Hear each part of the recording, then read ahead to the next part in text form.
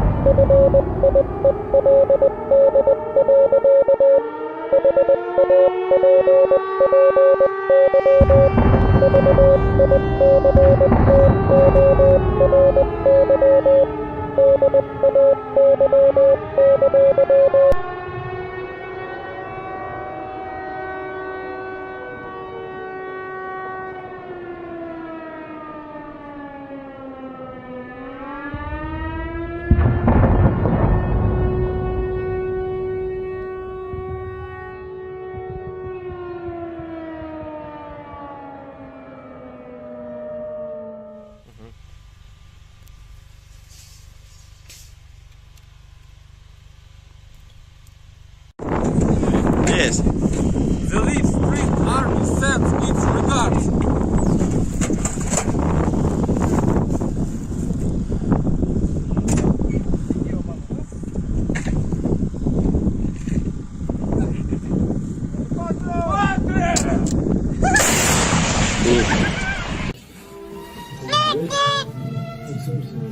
О, бля!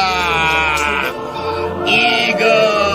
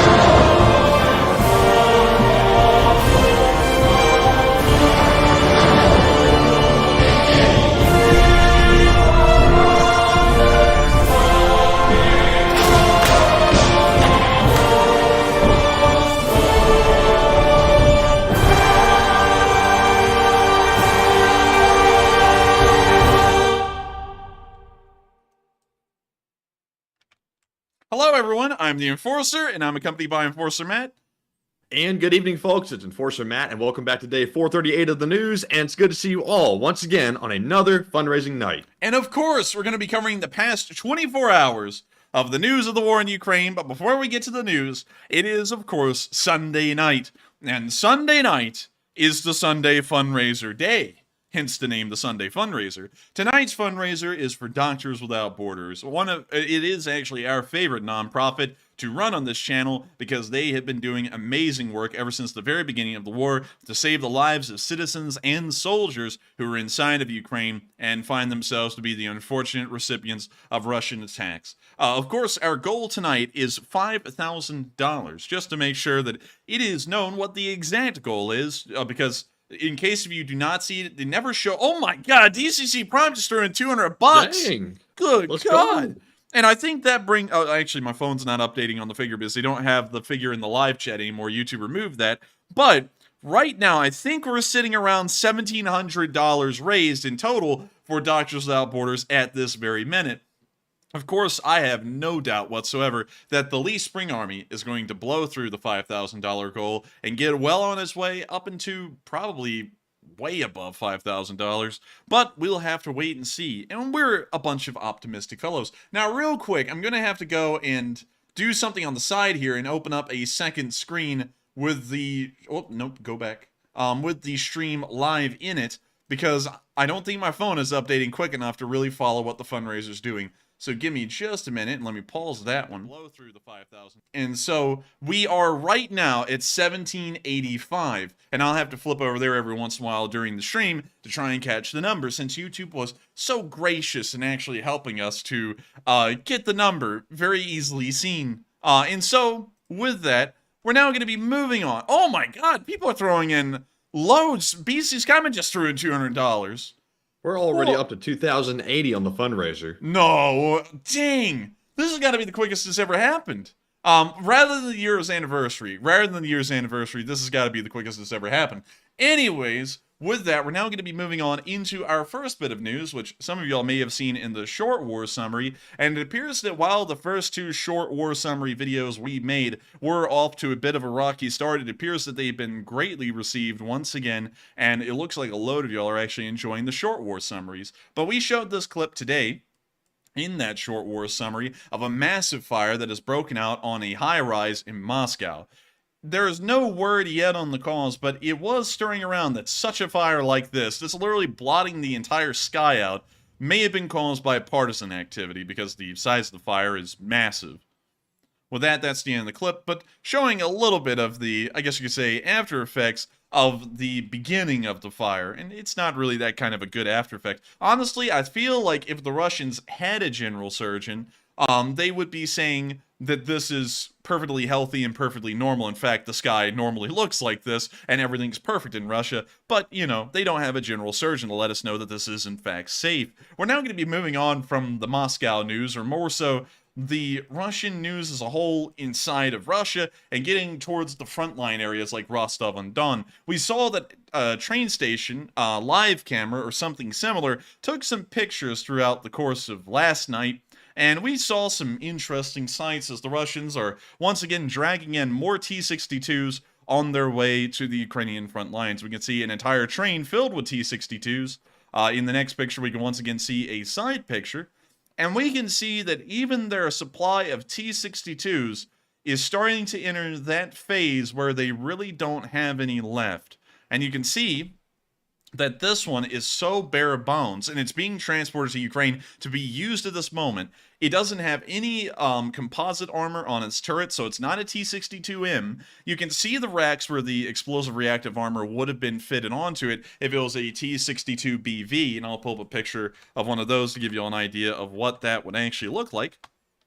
And so here is a T-62BV, or at least here's kind of like an illustration of one. That's what one would look like. And it appears that it has the rack to mount the ERA tiles onto the turret, but there's no ERA tiles there. We can also see a V marking, once again showing that it will be used on the front lines very soon. And this has got to be one of the worst condition T-62s we've seen. It's not even a modern variant of it any longer because they've run out of T-62Ms apparently, and they've even run out of ERA tiles to put onto the T-62BVs. So now they're just bringing in pretty much T-62As that would be modern by 1960 standards, but not modern in the modern sense. Moving on into the next picture, we can see that they do have a T-62M that they're bringing in, but this one, once again, appears to be in incredibly rough condition. In the next picture, we can see a T-62BV with the explosive reactive armor tiles mounted on, but only on the turret. It doesn't appear to be anywhere else on the T-62. And finally, we can see a pretty wide shot here of some of the T-62s on the rail cars moving through the train station, and it appears that it's a hodgepodge of any kind of working T-62 the Russian army could find. They pretty much vary in between T-62As to T-62Ms and T-62BVs. And so, with that, we can see that the Russians are incredibly desperate for more armor, and they're pulling out just about anything, even if it is obsolete by modern standards, to try and keep the war running, at least to some small degree. Meanwhile, in the Belgrade area, with May 9th coming around, which is a big day for everyone in the Russian Federation, really big day, the governor of Belgrade and some government officials have been spreading out the love to the families of the soldiers who have died so far in the Ukraine war by sending them a box of chocolates. I have to say that, I think, Matthew, this is the kind of world that people want to live for. The U.S. with that silly payment to families of dead soldiers and stuff like that. How ridiculous. What people really want, they want a box of chocolates for their dead relatives. I mean, that's really what we're looking for out here in the world. And we can see they took loads of pictures of the box of chocolates they've handed out to folks. We can see it right here. I guess you could say they're kind of like Forrest Gump. Yeah, I guess you could say life is like in a peculiar kind of way. In a peculiar way. And I guess you could say, Matthew, that this chocolate, even if it is the sweet kind, it's most likely bittersweet in all reality, considering what they're getting it for. But once again, the Russians going out of their way to show how little they care for their citizenry, and instead of paying these family members for the dead loved one that they've lost in a war, they give them a box of chocolates instead. And I gotta say, that's pretty lame. And on top of that, it's all dressed up with the World War II Victory Day crap on it, trying to reminisce about Victory Day back then in 1945. And this is certainly no Victory Day because the Russians aren't even winning this war. They've gone through 2 Victory Day parades. Now, of course, in 2 days, they'll be going through that second one. And they haven't won this war through either of them. They have not won anything by any objective. Not even their very, I guess you could say, apprehensive objectives as of late, like taking Bakhmut. They haven't even achieved that either, and it does appear that the Ukrainians will possibly be able to hold on to about 10% of Bakhmut, meaning that they'll still be in possession of the city in a small form, even when May 9th comes around. So they haven't even been able to achieve a small victory like taking the town of Bakhmut. But with that, we're going to be moving on from that little clip, well, more so series of pictures in Belgrade, and on over into Croatia, which is the farthest bit of news we have today from Ukraine, where we saw a large formation of Croatian helicopters flying on their way out of Croatia and towards Ukraine. These helicopters will actually be used to help bolster the Ukrainian helicopter forces and either help them continue to commit rocket attacks against Russian infantry miles away or help them to transport Ukrainian soldiers quickly from one area to the other. It is a sizable amount of helicopters, and from what we've been told, there are 12 Mi-8 MTVs and 2 Mi-8Ts in this formation. Largely what would be called a utility or a transport helicopter, but we have seen a very large amount of Mi-8s on the Ukrainian side also being used as attack helicopters, so these could really serve either role, transport or attack.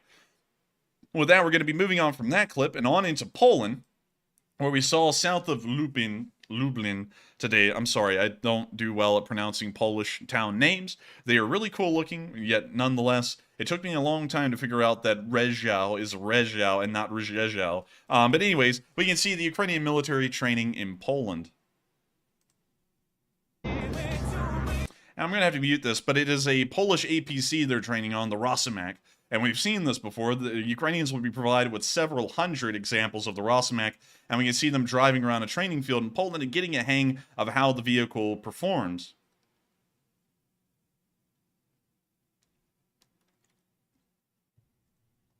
You see them scooting past some very small little tank traps that are made out of sticks, most likely just to simulate what a tank trap will be like to make sure they can avoid the obstacle. What the sticks that were tied together? Yeah, yeah. You see that what they are, what they're supposed to be, and I'll show, is a hedgehog, hedgehog tank trap. Now, let me see. I spelled hedgehog so badly. There we go. So this is what they're supposed to be. But, you know, the Polish aren't wanting to whip out an entire hedgehog tank trap just for training. So instead, they just got sticks and tied them together to simulate the size of the hedgehog tank trap to make sure that when they're training, they can at least avoid some obstacles and probably also not damage the vehicle in the process if they somehow did hit the hedgehog. But still, pretty Man, I thought they were about to start cooking up some beans or something with that. Dude, honestly, that is perfect for a cowboy cookout. And that's something that we'll actually be talking about a little later in stream. There will be a Sam Elliott impersonation tonight that I can guarantee. But this is pretty funny to see, but also great to know that they will be provided these Rosamax. And here is a picture of one right here at the end of this clip, just to once again remind everyone what the Rosamac is. The cameraman was sitting about right here where the mouse cursor was. The driver's hatch was, of course, open. We saw that in the video. And they can or cannot have the 30mm or 25mm Bushmaster gun mounted into a turret on the back of the tank. Well, the back of the APC. Some of the APCs do have this turret, others do not. We believe that most of the Rosamax that will be provided to Ukraine do not have turrets, but we're not specifically certain about all of them. But we have seen a lot of these with turrets, and so we may be seeing that they are also provided to Ukraine with turrets. With that, we're going to be moving on from that little clip and sign up Poland and on into Western Ukraine at large, where we saw a picture of a Ukrainian T-64 BV in training.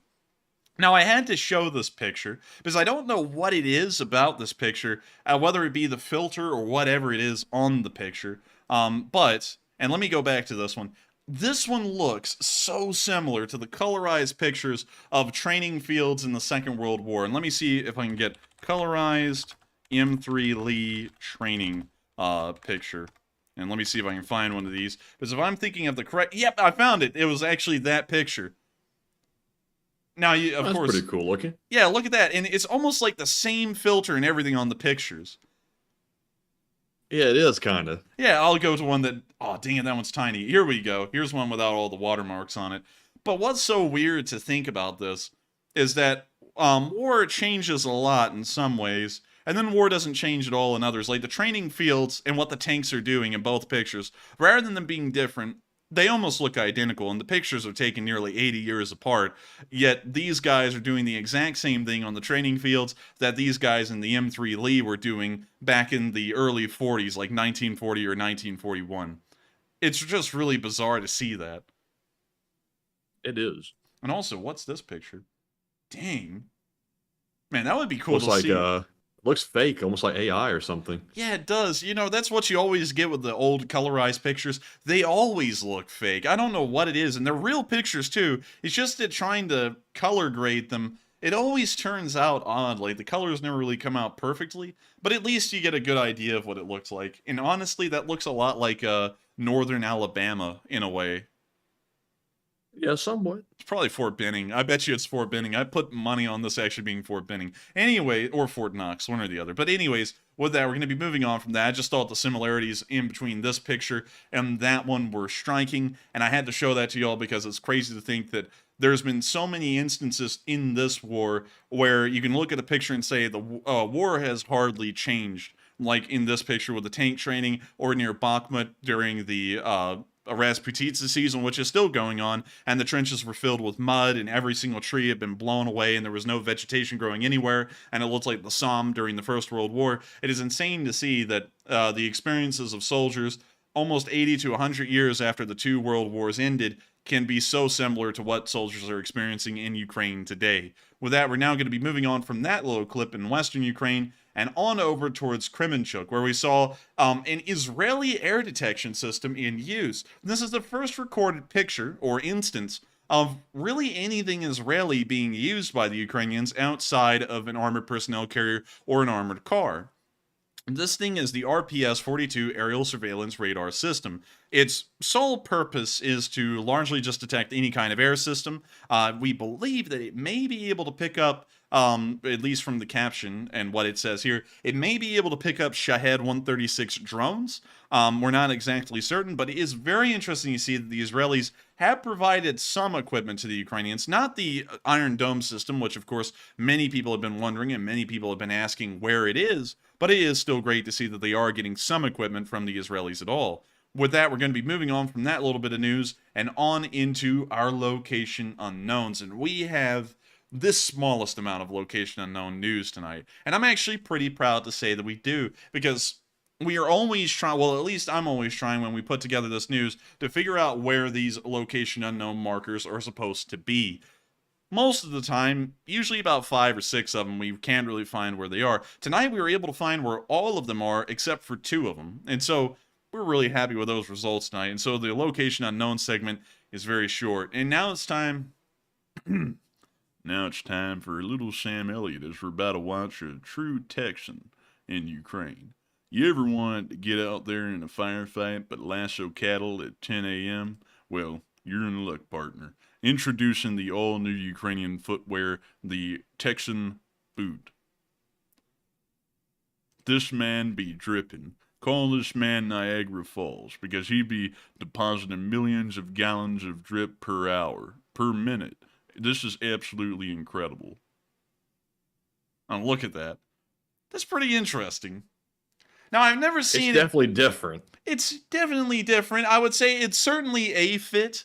I don't know if it is the fit or the drip, but it is interesting nonetheless. And I had to show that to y'all because it's hilarious. Of course, I can't play the music because the music is like some kind of a country song from like later than the 1990s. So I know it'll be copyrighted to hell and back. And also it has all the flash words like cold bear, pickup truck, farm and tractor, you know, just in like a series, like in a string. But anyways, really interesting to see. And it is very interesting to see the word Texas spelled out in Ukrainian. It says Texas Vesu. So it says like Texas in the armed forces of Ukraine. It looks like it says Texac B 3CY. Oh man.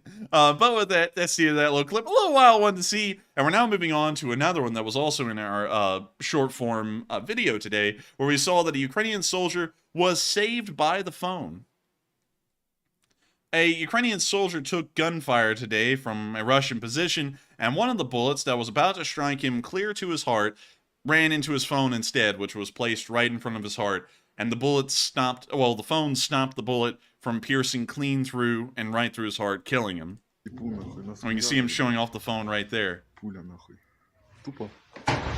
Тихо. Ще раз, де телефон був? Now, that is advertising for that phone company, no doubt at all. Пуля, блядь. Охуєть. Ти такий везучий, я тобі. That is wild. And I gotta say, really impressive as well that that phone was able to do it. Nokia now has a proper contender, Matthew. And I wonder if their sales are going to tank now that we see that there's another phone brand out there that can survive a bullet impact. Yeah, what was the phone brand, by the way, just out of curiosity? I don't really know. It's like, it says right here, it's like Red Mobile or something like that. Пуля нахуй. Oh, it must be like one of those carrier phones. Realm. Yeah, it's like, it's something. Wait a minute. Gilm. I think it's Gilm. I don't know. I don't really know what brand that is. That is not an American brand. I can promise you that. But beyond that, I don't really know. Тихо. Ще раз, де телефон? But you see the bullet in there, of course, lodged inside the phone. But with that, that's the end of that little clip, and it's now time for us to get directly into our location unknown. Well, actually, not our location unknown. Whoops, sorry. I'm becoming a machine here. It's time for us to get into the Russian casualty report. Oh! 5 today? 5 Bobcat skid steers. Dang, 5 on a Sunday. That's a hell of a catch. That is a hell of a catch, Matty, I gotta say. And what better way to celebrate the Sunday fundraiser than with 5 Bobcat skid steers lost? Now, let me go real quick because I was going to my phone to see if I could somehow see the fundraiser total. Let me flip over here and let's see what it is. It is $3,358.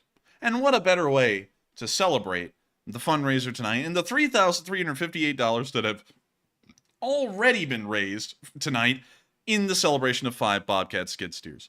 There's nothing better than seeing 5 Bobcat skid steers get completely obliterated, and what better way to celebrate? Speaking of which, it's been a good day all around. 660 Russian troops bit the dust today. Quite a decent number. Goodness gracious. Oh We got my 1,000 God! Canadian from Davis Campbell to the fundraiser. Davis Campbell! Jesus! That is impressive right there. Now, I gotta say thank you for that. And what in the world did that bring us up to? We're now up to $4,106 to the fundraiser.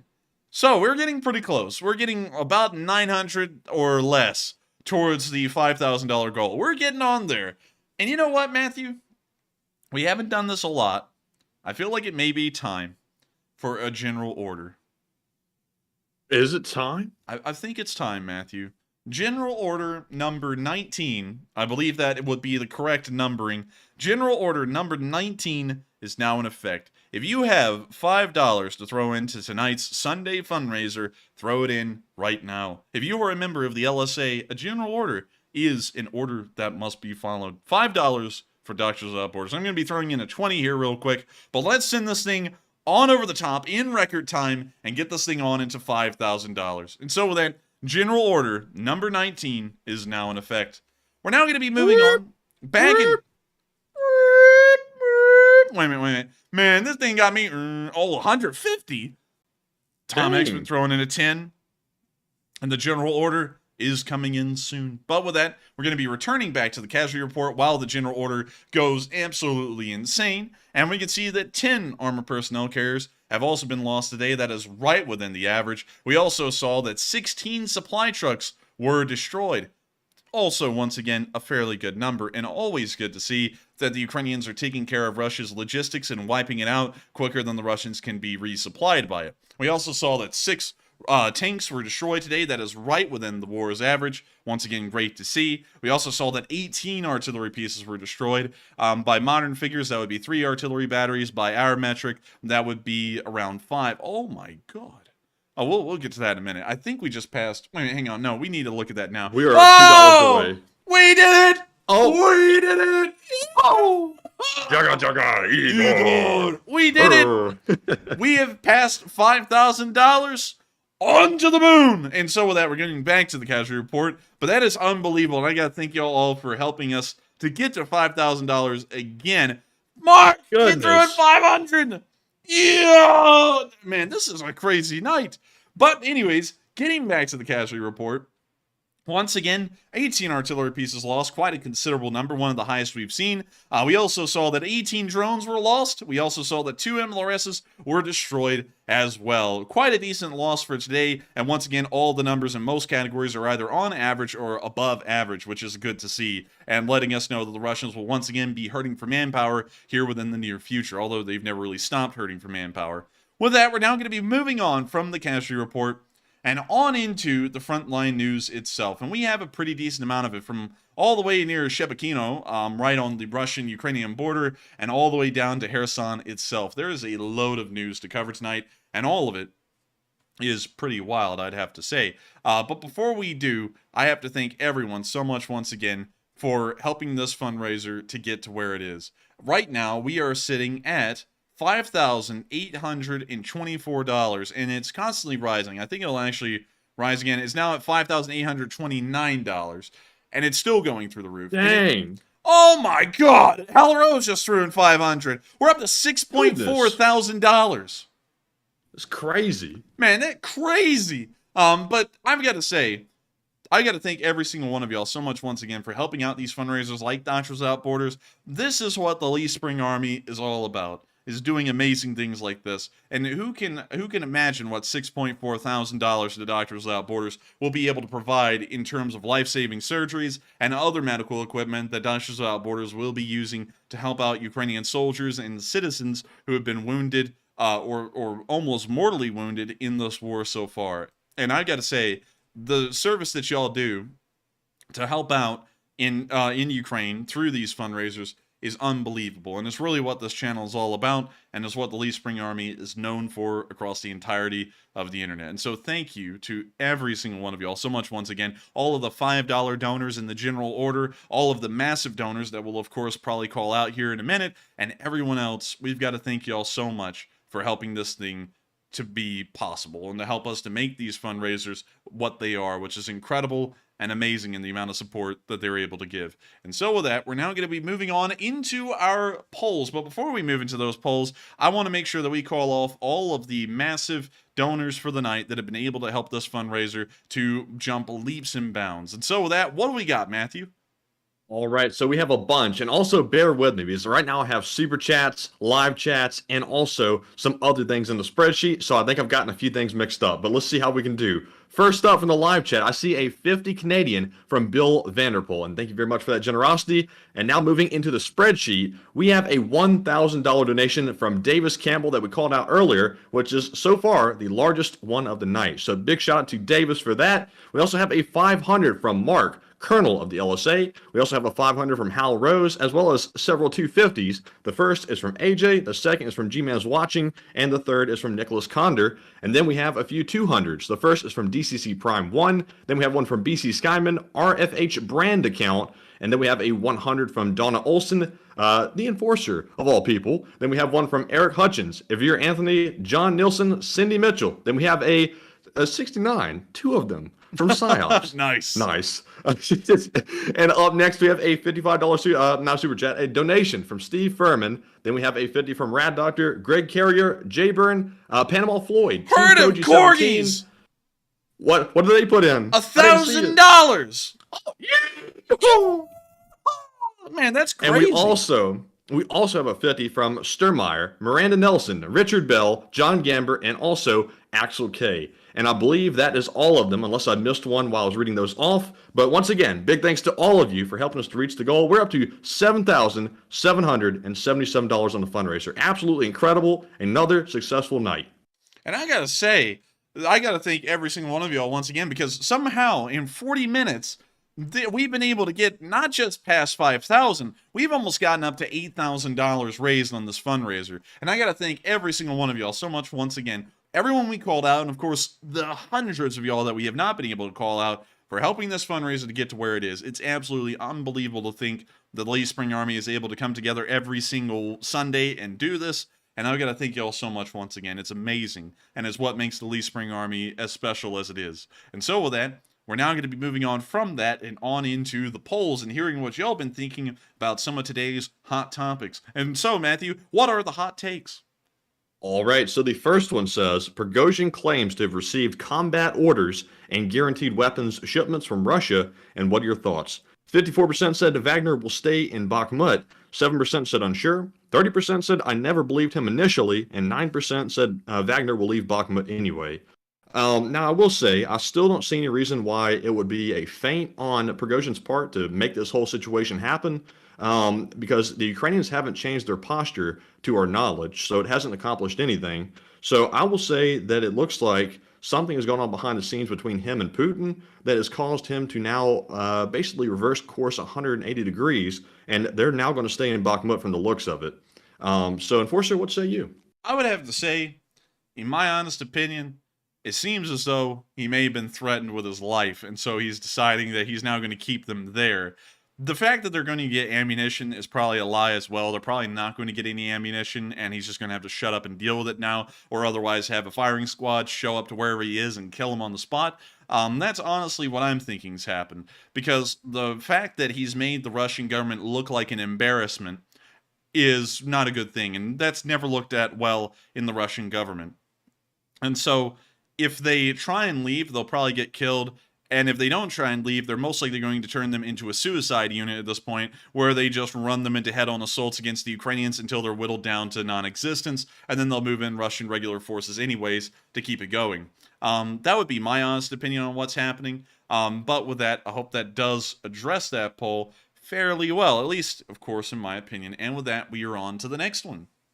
And the next poll says, do you believe Putin has threatened Prigozhin to keep Wagner in Bakhmut, or was it a ruse the entire time? 47% said yes, threats have been made. 9% said unsure. 19% said it's certainly possible. And 25% said no, it was a ruse the entire time. And like I said in the last one, I think threats have been made. Prigozhin, I think, is. What in the world was that? Oh, nothing. I'm just getting something Oh. ready. I would say that Prigozhin's life is probably already in severe danger, no matter what he does at this point. But I think Putin has convinced him to do something that's going to end up not saving his life anyway. But, Enforcer, what say you? I would have to say that this, I'm going to show this. This is, of course, a meme we put on the Twitter. By the way, peep the Twitter. But here's a meme that we put out today on the Twitter that I just thought was so good, we have to show it here.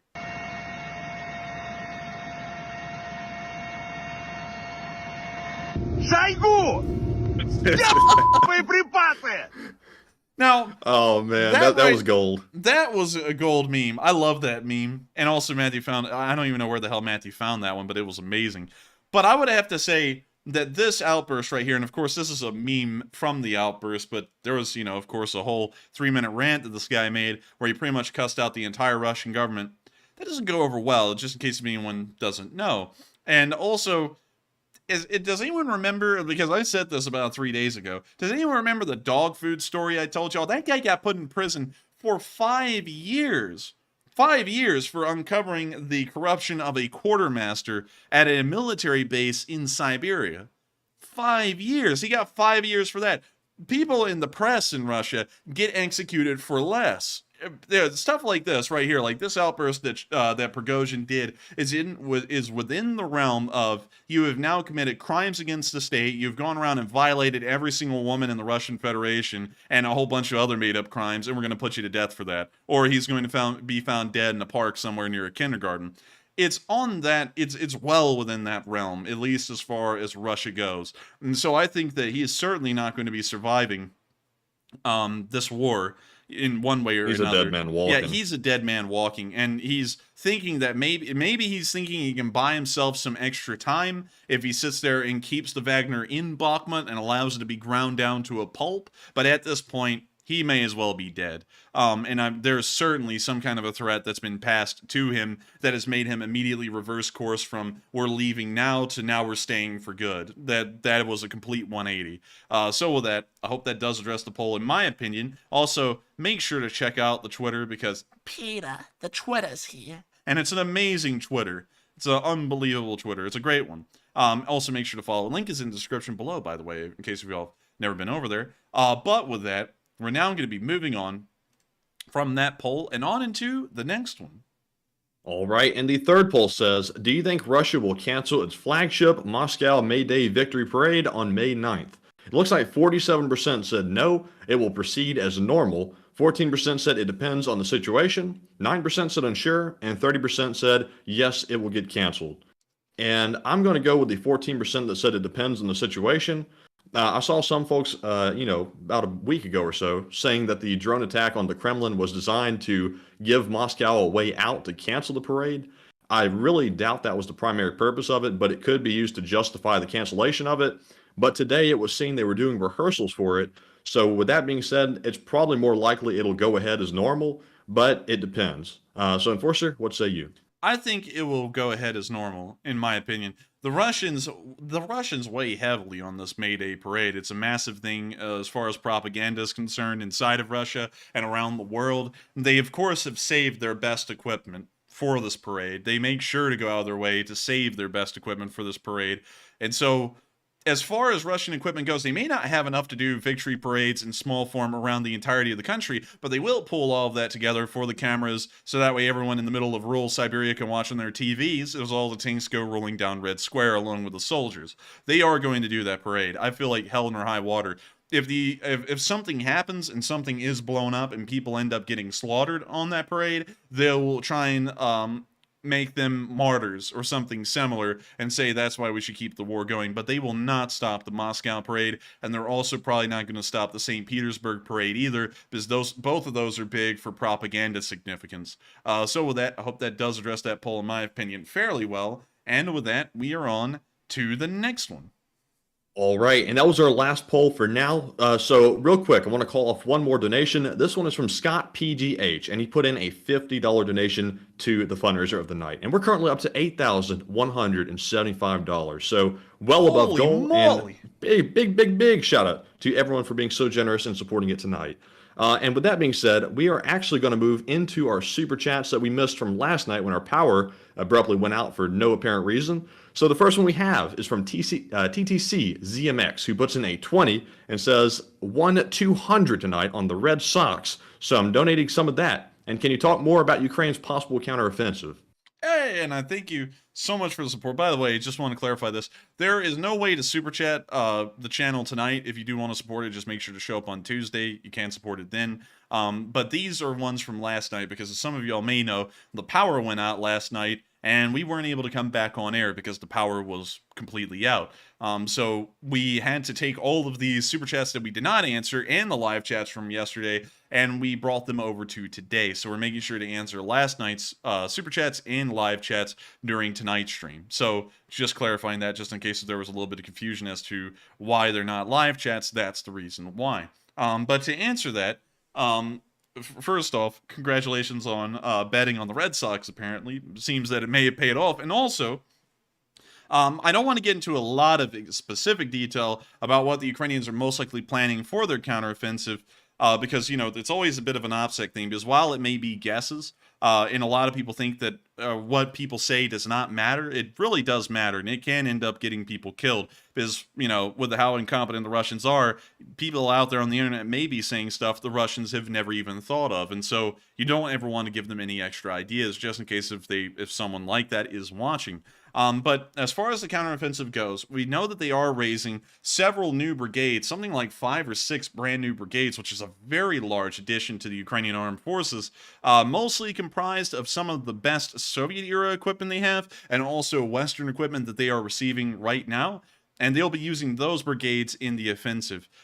They also, from what we understand, are going to have a veteran cadre, I guess if you want to call them a cadre, or at least veteran NCOs and officers to lead the new volunteers that are a part of these units, and they will be the ones that conduct the main offensive.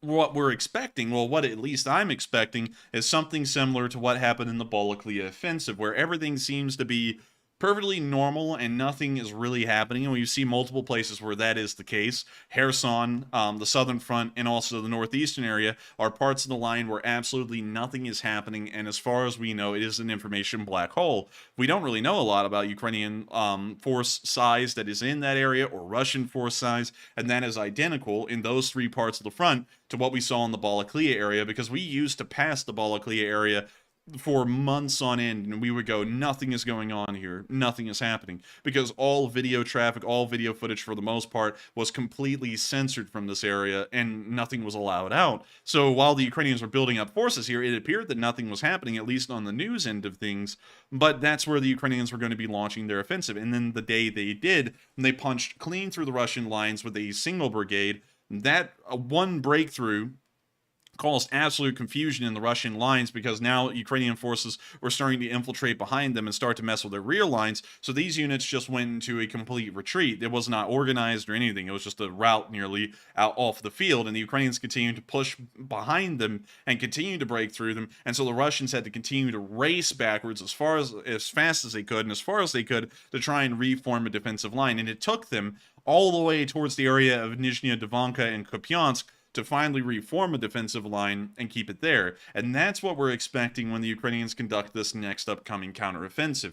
And at the speed at which the Ukrainians have been able to conduct their past 2 counteroffensives, both the Kherson and the Balaklia offensives, we are assuming that they will probably be able to cover around 10 to 20 miles a day, maybe even 30 miles a day, because during the Balaklia offensive for about 2 days, they were somehow able to reach the breakneck speed of 30 miles a day, which by military standards is fast. That's as fast as the U.S. Army went in the Gulf War when they were moving armored divisions through the desert and coming up against no opposition whatsoever. The U.S. Army was able to reach about 30 miles a day. Meanwhile, in Ukraine, the Ukrainians were going 30 miles a day with a large part of the Russian army right in front of them. So we have a feeling that the Ukrainians would be able to do that again. It's just really a question of where are they going to be conducting it. We of course, we can go into that into multiple areas. That could be in Kherson, which is the most unlikely of them all, because they would have to create river crossings, and river crossings are very susceptible to damage,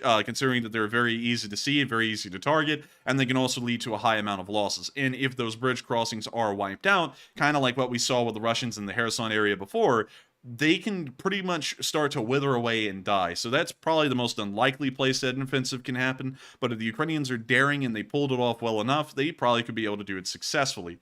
Another location that we're looking at is the Southern Front as a whole. We call this area the Southern Front, although Kherson is a part of it, because it's the only part of open ground in the southern part of the country that could be used for a counteroffensive. This one is the one that a lot of people think will be the one that the offensive occurs at, because Melitopol is the actual, I guess you could say, safety pin or the linchpin of the entire southern area. It's pretty much the only way that the Crimean Peninsula is able to be resupplied efficiently at this point, and also all of the forces in the Kherson area as well. And so if the Ukrainians somehow punched a pretty much hole right through the Russian line somewhere towards Berdyansk or Melitopol, they could possibly kill off the Russian forces in Kherson, forcing them to retreat from the area immediately, and maybe even begin to organize a withdrawal of Russian forces from Crimea. The reason why we think they may withdraw Russian forces from Crimea if the Ukrainians reach Melitopol is because all of their supplies would have to cross the Kerch Bridge, either by rail or by road. It is such a small corridor for transport, there really is no effective way to supply probably the tens of thousands of Russian soldiers that would be in Crimea by that rail and road corridor alone. They could try and pull in ferries, but ferries would also be very inefficient as well and require a large amount of manpower for such a small return in terms of their supply potential. So they'll probably start to withdraw from Crimea once Melitopol's land bridge connection to Crimea is severed. Meanwhile, there is the Northeast, and the Northeast is one that not really a lot of people look at, although it has an equal amount of potential to the Southern Front as well. Right now, Ukrainian forces are about 10 miles from Svatove and about 80 to 90 miles from Starobilsk, which is about the exact same distance it took for them to reach from Balaklia to Kupiansk. This is a front line that could pose a lot of potential, as there is a small river that runs through the Luhansk Oblast, highlighted in blue here, that is something of the last defensive barrier, the natural defensive barrier that the Russians have and the Ukrainians conducted an offensive here. If the Ukrainians were able to cross the river and take Starobilsk, it is entirely possible that they would be completely unopposed and pushing all the way down into Luhansk and threatening the Russians' rear, which would force them to retreat from Severodonetsk and Lysychansk, and most likely from Bakhmut as well, to try and reform a defensive line on their original LPR borders before 2022, where they would hopefully try and defend the city of Luhansk, although at that point, everything would be lost. However, there's also another thing to be said about attacking at the southern front, because the Russians are really fighting this entire war for the warm water port of Sevastopol. That's what the entire thing started for in 2014 for the large part, and that's why the Crimean Peninsula was annexed by Russia then, is because it meant so much to the Russians they couldn't allow it to be run by a separatist country. It had to be directly annexed by the Russian Federation. Although it was illegal, they still did it. And so if you threaten the connection that they have to Crimea and they eventually have to withdraw and give up Crimea, there is an argument that can be made that they wouldn't really see any necessity in really holding the DPR or the LPR anymore, because there wouldn't be any strategic benefit for them doing that. So with the Russians retreating from Crimea and handing it over to the Ukrainians, they may give up the Donbass without a fight, which means that the northeastern offensive towards Starobilsk, if that was one in mind, would pretty much be meaningless, because you could just conduct an offensive somewhere else and get the same result in the end. But those are the kind of counteroffensives we're looking at and the kind of force composition we think will be involved in a counteroffensive like that. And so with that, I hope that answers that question fairly well. Probably the most in-depth analysis I've ever given on the counteroffensive so far. And thank you so much once again for the support and helping this channel to keep on running. And so with that, we are on to the next one. All right, and up next, we have a $10 super chat from last night from Psyops. And Psyops, thank you for the support. He says, can you Google emo Putin and then look up the lyrics to Behind Blue Eyes and tell me it doesn't mirror his whiny propaganda? TLDR, Putin is a whiny emo, and his old song matches current events. Interesting. Well, I found an emo Putin, and I've got to be honest with you, It's terrifying. I don't even know if we should show this on stream. I feel like this honestly will get us age restricted because it's so horrendous. But here's Look an away, emo. little Timmy. Look away. Look away. That's an emo Putin. Oh dear. Oh man, that's rough. We're gonna get that thing off screen right now because I like that crying face Putin. I want to see more of him. Yeah, I want to see more crying face Putin, honestly. And also, I would pull up the song lyrics, but I don't know because the emo Putin was so rough. You know what? We'll pull up the name of the song, but I'll look at it off screen. So, what is the name of it, Matthew? Behind Blue Eyes. Let's see. Let's see. Lyrics. This is by Limp Bizkit. That just sounds wrong. Yeah, Limp Bizkit. This would require a bachelor's degree in the arts. I would take a look at it, but it's a very long song, actually. So with that, I thank you so much once again for support, Sibes, and I hope that does address that fairly well. And of course, thank you so much once again for supporting this channel and helping us to keep this thing rolling. And so with that, we are on to the final question of the segment, and then we'll be moving right back into the news. All right, and the final one of the segment goes to none other than Mark, Colonel of the LSA, who puts in a $10 super chat from last night, and he says, "Wah, YouTube stops me sending super chats. I'm learning from PsyOps, and YouTube says I can't super chat more $." And I thank you for the support, Mark.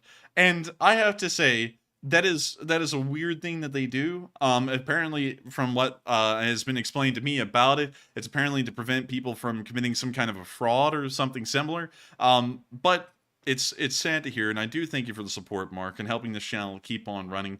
Because I know that you're one of our largest supporters and one of the people who help us to keep the gears running behind this channel. And I thank you so much for just the thought of it and also the support as well. So with that, thank you so much once again. I hope that does address that fairly well. And with that, we're now going to be moving on into. Why is everybody asking me who? Who? Like they're asking who about what? I don't know. I really don't know. WHO? But wait a minute. Oh no, it is. Oh no, I think I know what it means. We're moving on. We're moving on to the area of Volchansk, where we saw that an airplane model was destroyed today. And not your one from, what was it called, Matthew? Airfix or something like that? This one was an L-29 Delphin, which is a jet aircraft that was produced in the Czech Republic during Soviet times, or during the time of the Warsaw Pact. The Russians hit it with an artillery shell, and the front of it fell to the ground, but you can see a little picture of the trainer plane right there. Some Russian somewhere saw this thing with some binoculars, considering how close this is to the border, and said, "Blyat, it's a jet, quick, target the artillery," and blew it up. I don't know if the Russians are that stupid to think that a training aircraft this old would possibly be taken off the pedestal and they would spend millions of dollars to refit this thing to be a flying aircraft, because the chances of that happening are literally impossible. But nonetheless, they did hit it and they did destroy it, as you can see right there. With that, we're now going to be moving on from that little bit of news near the border and on down towards Balaklia, where we saw that the Ukrainian farmers are continuing to demine the fields through interesting means. And we can see the guy right here in an excavator, like, claw thing? And he's just up there driving his little RC tractor. And we can see the little tractor going through the fields. Many had toy cars on radio control. It's the same principle, but instead of a small toy car, it's our huge tractor. We start it up, and the tractor goes off on its own to work in the field. We don't even approach it. It's a risk to life. After consultations with specialists, farmers began to demine the fields themselves. We decided with the whole family that only after the sappers we would go into our fields. And since we have a large number of fields that are mined, we understand that deminers won't come to us near soon. As of now, they've been able to demine 60% of their fields with this thing. A TM-62 exploded. It's an anti-tank mine. The road roller flew up to the level of the cab of the K700 tractor. All we had to do was change 2 wheels, and that was it. We now see them sending the little demining vehicle on its way again, as this guy operates from the top up there to make sure he is extra safe. And with that, that is the end of that little clip. But once again, it is amazing to see the ingenuity of the Ukrainians, like the farmers here that we see in this film. that came up with a demining vehicle on their own that actually works, and they've been able to demine 60% of their fields, a massive amount of fields that they've been able to do with this thing, and it appears that the Ukrainian farmers are taking it into their own hands to demine some areas, and because of this, the Ukrainian demining efforts may be significantly increased in their speed and also effectiveness. With that, we're going to be moving on from that little clip and on into our next one, which is actually on the front line near Nizhnya Divanka, where we saw that the 14th Brigade destroyed some Russian artillery today.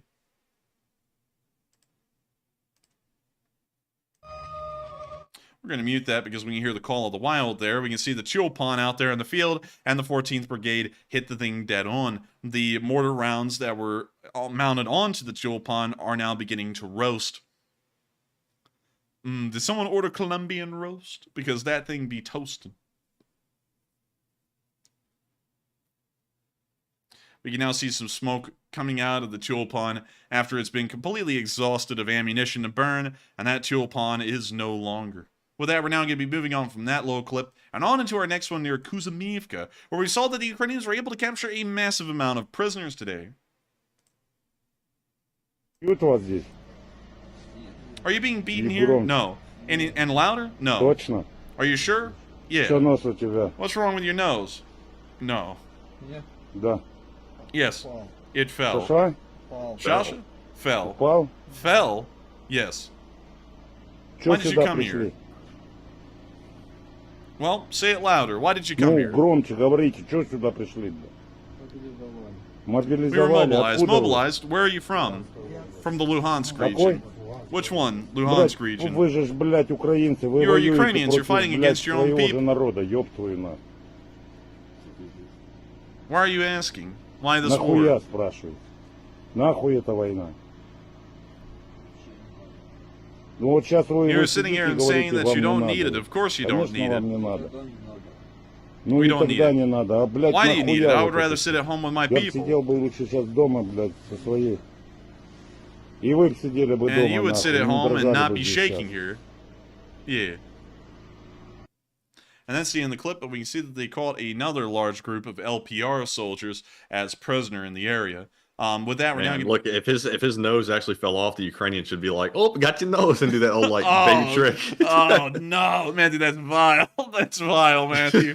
Oh man, someone's gonna be saying that's not funny. And All honestly, those noses didn't actually fall off though. well, I mean, I don't know. You know, it was bandaged How's over. your nose fall off? Could have been frostbite, although it's not really the season for that anymore. It could have been like trench foot, you know, but on the nose. It could have French been nose? It could have been an STD like syphilis, who knows? But anyways, with that, we're going to be moving on from that on down to Makivka, where we saw a HIMARS firing at Russian forces in the area. Whoa, that sounds copyrighted to me. We can see them firing off the missiles right there. And look at them go. Very nice.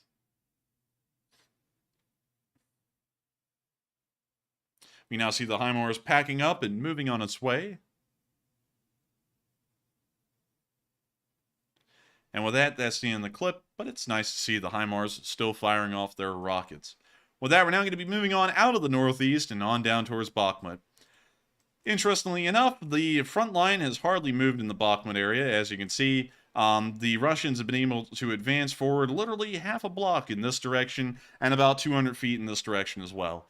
So it appears that the Wagner, while staying there, is not really giving it their best anymore, or they're running straight into Ukrainian defensive positions, one or the other. Meanwhile, in Krasnopolivka, we saw the Russian forces were hit quite hard today by some Ukrainian forces. Here's the clip. Get jiggy with it, baby. Get jiggy with it. We now see the Russians wandering around doing their thing. We see these guys hanging out. We can see George Costanza up here at the top left. You can see that by the pattern balding. Just hanging out. We can see the artillery shell lanes, and George Costanza appears to have not had a lucky day. It's the son of George! It gets hit by an artillery shell right at the beginning. We can now see them grabbing George Costanza and pulling him on down into the trench.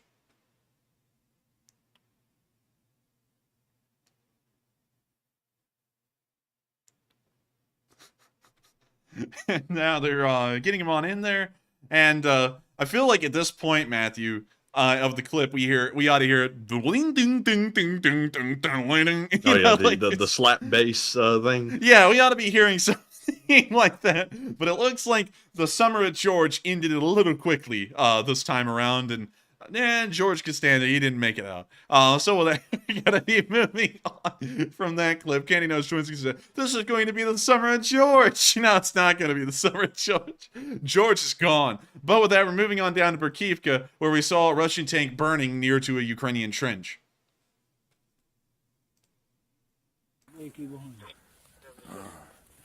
See the Ukrainians peering over the trench? And this Ukrainian says, "I'll show a damaged APC on fire." And you see the APC out there roasting. Bastard of burning well with the ammo. Це вона по нас стріляла It was firing and pestering us just now. разом з боєкомплектом. Це приходить по This is нас. fire on us. Вон ще підбиті. There are a few ones knocked in the field too.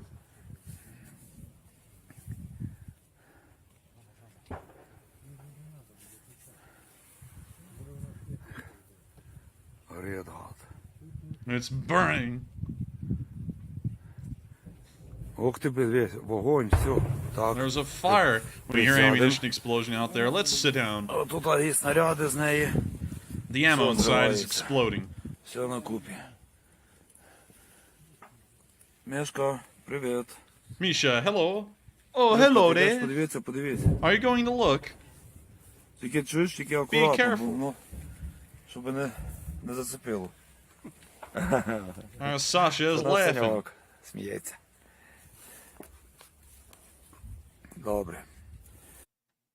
And that's the end of that clip, but we can see right there that the APC was hit by Ukrainian artillery fire or anti-tank fire, and it's now a burning pile of smoke at the end of the field, and Ukrainian soldiers are just watching on and laughing it on. Of course, I think that we should have, Matthew, some of the good Samaritans out there travel all the way to Ukraine. We'll actually provide airplane tickets for this one, so that way y'all can go over there and tell them that that's not funny. But with that, we're going to be moving on to the next clip.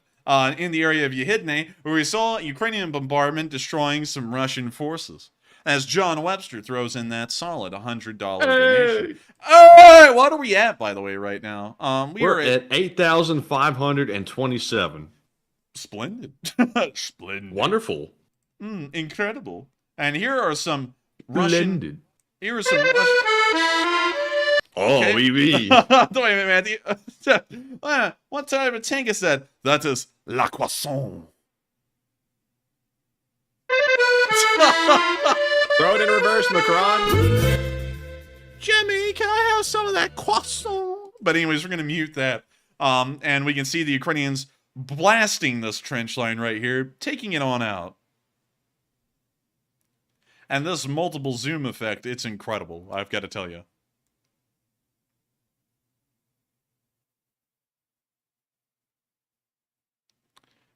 I can just imagine the French music that's playing in the background. Okay, well, it's not really French anymore. It's like like soft rock. But we can see Eclectic. it is eclectic to say the least. Anyways, we can see some ammunition of some kind burning near the trench. Ooh, oh wow, that little bunker right there. Well, they must have been bunkering down because I think they're gone.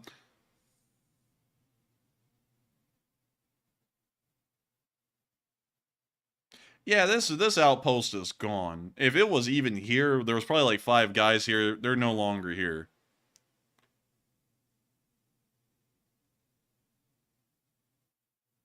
Hey, and shout out to Just Chillin' who put in a 100 at the fundraiser. Hey, that's not bad. And so with that, that's the end of the clip.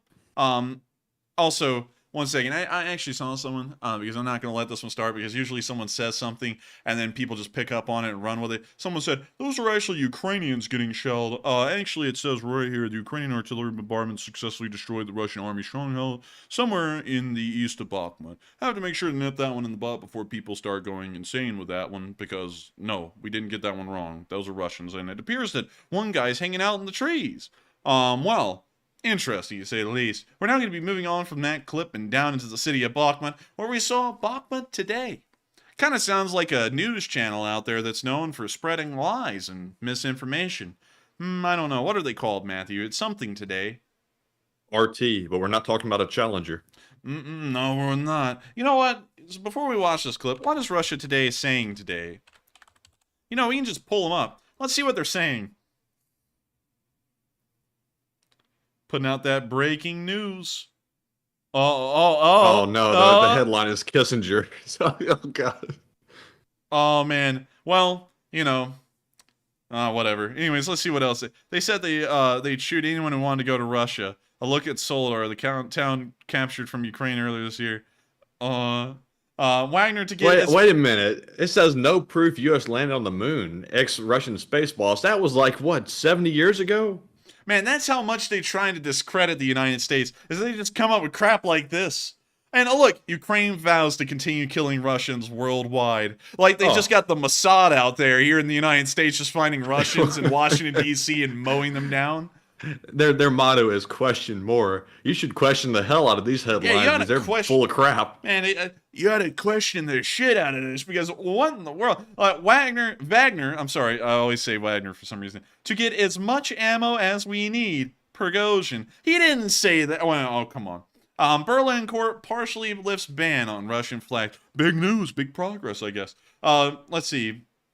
And then there's this one that happened today. Can't really talk about. What can China do against NATO's foray into Asia? Oh, come on. They can't really do much. You know, at least as far as India and Sri Lanka are concerned. And let's see. What else do they have? Poland losing billions over Russian oil ban because everyone relied on Russia until we didn't. What else do they have? U.S. launches an arm administrator. Let's see. Wait a minute, hang on. 20 years after Bush declared mission accomplished, it's clear that Iraq was the graveyard of American ambition. I'll say this. I could say that's a somewhat true statement if we're talking about Afghanistan, but as far as I know, the government we installed in Iraq still exists to this day. So I would say that the mission was accomplished, and the oil continues to flow. I wouldn't say it's a graveyard of American ambition, though. You'll still kick Russia's ass if we need to. Yeah, it's like everyone thinks that America just had it, like with Vietnam and everything, until they try us again, and then we beat their ass, and then they sit back down for the next 20 years, and then they sit there and go, "Well, I'll get them next time." Let's see here. Do you think we have ambition now, punk? Man, this stuff is gold. Ukrainian plot to strike airfield deep inside Russia thwarted. Not from what I saw. Last time I saw, they landed like 60 miles away from Moscow and got them. Let's see. Italy needs 2 years to quit Russian gas like it's meth or something. Like, you have to have like a withdrawal phase. Let's see here.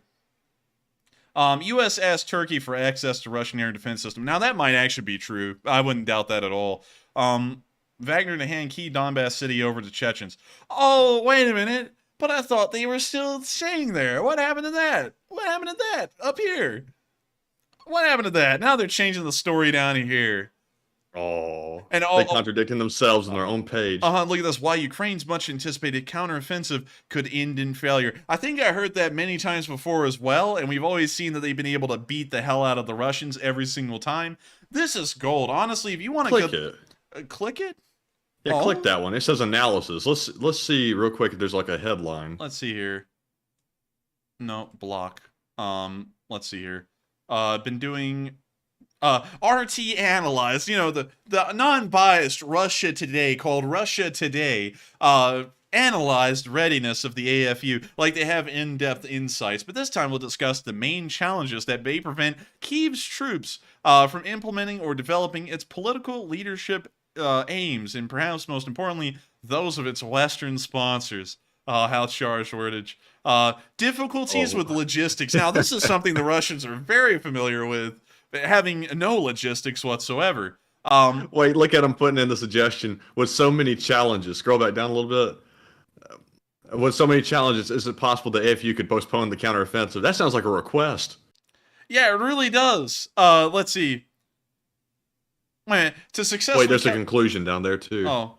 Judging by... Let's read the conclusion, y'all. This is gold. Judging by the means at the disposal of the AFU right now, Ukraine is likely to use the units formed with Western help in a rapid attempt to puncture the front. taking into account the current number of reserves, problems with logistics, and other challenges that will surely surface after the start of the count, surely, like they've happened before, and they haven't. There's no precedent for that. Kyiv's only realistic option is to launch an attack from a specific and previously unannounced direction. Well, what do you, I could have told you that. They wrote a whole article for that? Possible locations include the whole damn front line from Kherson to Zaporizhia and the Luhansk People's Republic. Literally, look at this. You know what? This is crazy. And this is why I say these people, like, you know, they're like, if you think these people are experts, this is ridiculous. Didn't I just name off all 3 of these as possible front lines, and it supposedly takes them a whole panel to come up with this crap? I mean, it's basic knowledge. They're trying to act like this is some deep insight. They listed everywhere except for Bakhmut. Anyways, the AFU... That's why they're losing. Yeah, this is why they're losing, is because they have no brain power. If I can come up with this stuff, and it takes millions of dollars and a whole panel of people to come up with this crap, they're not in a good spot. But the AFU may consider attacking villages in the Kursk, Bryansk, and Belgorod regions, which are internationally recognized as part of Russia. However, the main challenge for Ukraine is that its first major strike, or even attempts to accumulate forces, may give the game away, and thus kibosh the whole plan. Problem is, they never did that in the first place. Like in Balaklia, the Russians were completely surprised. This stuff is garbage. But I gotta say, it's great to always see what Russia Today is saying, because it's always a good laugh. Anyways, we're now going to be checking out what Bakhmut looks like today. Alright, we got some wolves howling in the background there. We're going to mute that. Ooh, it's your Russian comrade. I drank too much alcohol and fell off the roof. Ooh. But anyways, we can see the Ukrainian soldier wandering around, showing us the debris and rubble inside of Bakhmut.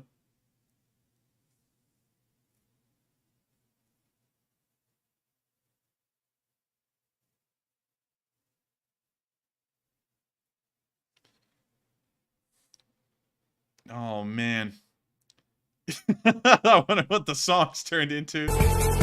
Okay, it turned into high-pitched, quick-paced ghosting. But anyways, that's the end of the clip, and once again showing the city of Bakhmut as it stands today. We're now going to be moving on to our next clip from a similar area where we saw some Ukrainian soldiers laying down the heat.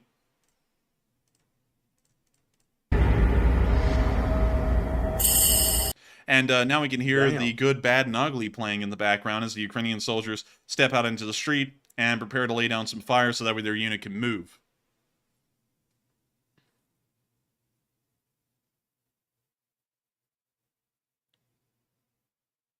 You now see him firing an RPG and then running back. We can see them lighting up the building just right next door. And we can actually see a guy popping out here as something explodes. Now see him running back. I'm not really sure if these are Ukrainians or what. I believe these are Ukrainians, and they were just under fire from Russian forces. We can see the building still getting peppered with gunfire as the unit picks it up and moves on out. Building still under gunfire. Apparently the Russians cannot see the Ukrainians running through the area. You can see the unit continuing to climb out of the one window and making their way out of the building.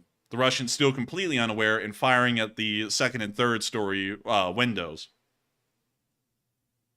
When you see this guy actually drop something, picked it up, oh my god. That right there actually almost cost that guy his life. He dropped something right here. He dropped a little pack back there. He looked for it, looked down, and a bullet whizzed just maybe feet over his head and hit the building over here on the left. He then gets right back up, turns around, and keeps on running out of view of the Russian forces. We now see the Ukrainian soldiers holding the area, both of them using some version of the M4 or the M16 as Ukrainian units continue to stream back towards that position and relocate.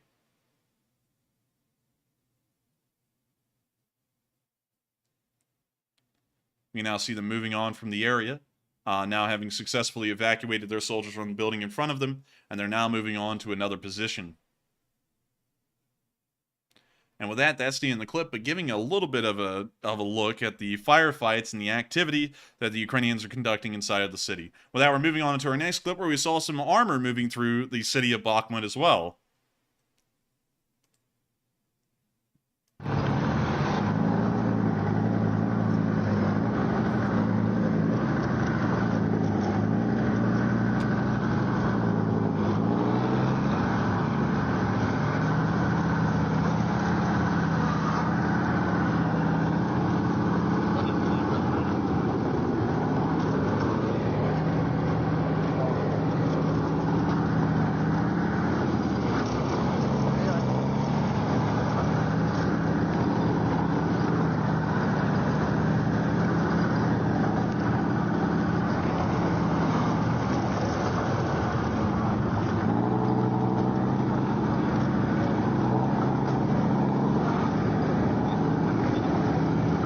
I sure do love the sound of diesel.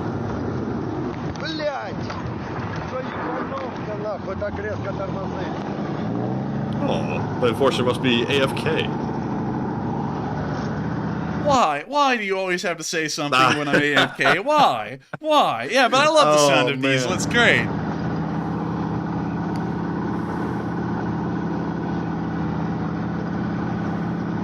But we can see them continuing to move through the town.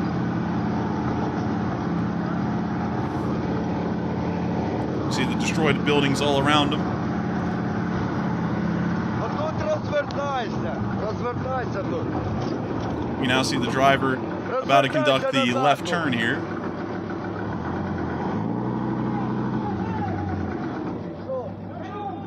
They're now holding. Что? Разулися, ебать! Глуши нахуй! Глуши нахуй! Стой! Стой! It actually appears that the BMP detracked itself right there, and nobody really knew the track just popped off. But with that, we're now going to be moving on from that clip, once again showing the armor moving through the city of Bakhmut, and down towards the highway perimeter, where we saw the Ukrainians clearing a trench out. And they did a pretty good job. They used a mixture of conventional grenades and thermobaric grenades to clear out this little bunker. And so here's the clip. You see the Ukrainians moving up to it. There are Russians inside of it, and he throws one grenade down. And then he says, have another. And the Russians gladly have another. He says, have another one even. And they have another one. We can now see that the roof is caved in, and the Ukrainians, still with their hospitality, provide them another grenade. We can now see a guy going up top and giving them one from above. Well, the Russians gobble it up. You'd think they'd just maybe surrender at this point. You would think they would, but, you know, that's too much to ask from Russians. They don't really have a lot of sense in that regard. But with that, that's all the video footage we got from Bakhmut today, as the Wagner once again reversed their statement, and once again reiterate that. And also, let me pull this up. Peter, the Twitter's here. We have to go to the Twitter for this one, because I want to make sure that we plug the Twitter that has 6,376 followers.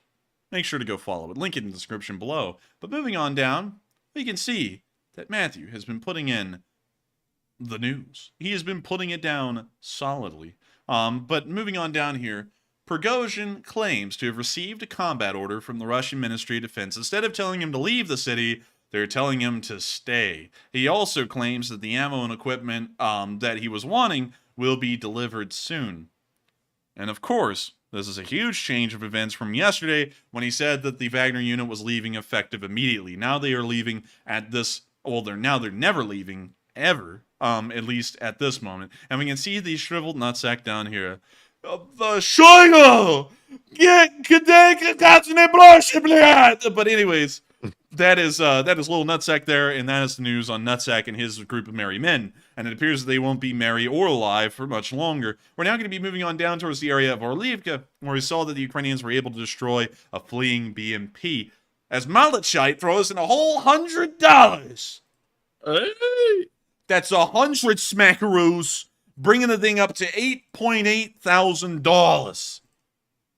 We can Very now impressive. you now see the BMP making a run for it as the techno music plays. We can now see it starting to chase the BMP down. And we can see it coming on in. And, ooh, right into it. Goodness, look at that. A perfect hit right behind the turret. And considering that was an RPG shell, and how paper-thin the BTR's armor is, it punched clean through, probably killed the turret crew and the driver, knocking out the whole crew. If someone survived that, they would be very lucky. But with that, we're now going to be moving on from that little clip near the Orlivka area, and on down towards the area of Avdiivka. And Kaltenberg said, my ears. I'm sorry. But I had to do a proper Prigozhin, or Nutsack as we call him, colloquially. Whatever. You know what? We call him that locally around here. I can't get that word out tonight. It's like squirrel for Germans. No, not quokka. It's not klocka. I'm like trying to say the word colloquially. Let me just type it in. Colloquially? It's this one. Colloquial? Hang on. How to pronounce... I don't know what it is. I used to be able to say this word when we started running these streams a year ago. Colloquial. Colloquially. Yeah, colloquially. I don't know why that's so hard for me tonight. That's very difficult for me tonight. Anyways, moving on into the Avdiivka area, and moving on down there for the frontline analysis, over the past 24 hours, the Russians have not moved an inch, but we have seen that Russian forces have been flying through the air several feet. For example, here, the 110th Brigade was able to blast some Russian forces that were in the tree lines near the Avdiivka, come in and slam dead on, while another vehicle comes moving down the dirt road. We can now see this APC over here most likely being abandoned by its crew as the other one continues to fire. This one is now withdrawing from the area as the other BMP begins to smoke a lot more, showing that there is some kind of a fire in progress inside the vehicle, and the crew is either out or has abandoned it. We can now see that whether the crew abandoned it or not, they are gone at this point as the APC goes up in a massive fireball.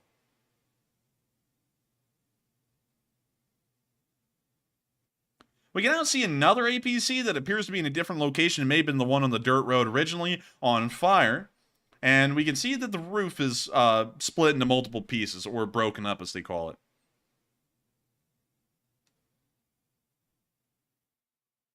Colloquially. There we go. I got it. And we can now see an APC moving down the highway, getting hit and catching on fire. And we're about to see its crew come running out of the back, the ones that made it out. We can see them right there as artillery lands nearby.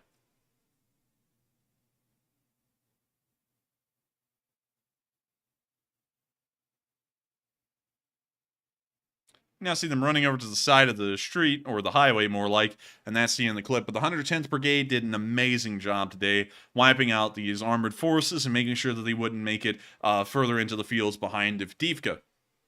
Now, I have seen some things, Matthew, and I have to read them off, because I'm going to have y'all know I am actually quite fluent in English. I can read words, and Bilbo Jenkins put one in that is anti-disestablishmentarianism, and also Scott Mensing put in supercalifragilisticexpialidocious. Now, we can read words, it's just that every once in a while, something happens in my brain, I'm assuming very minute strokes, where synapses are broken, and for some reason I can no longer pronounce a single word, like colloquial, or colloquially, without having to go and try and pull it up. I don't know why. That is kind of weird. Sometimes I just completely am not able to do things I used to be able to do, but that's fine. That's a part of life. Anyways, with that, we're going to be moving on from this clip and on to our next one from Avdiivka, where we saw a Russian soldier hit pretty hard.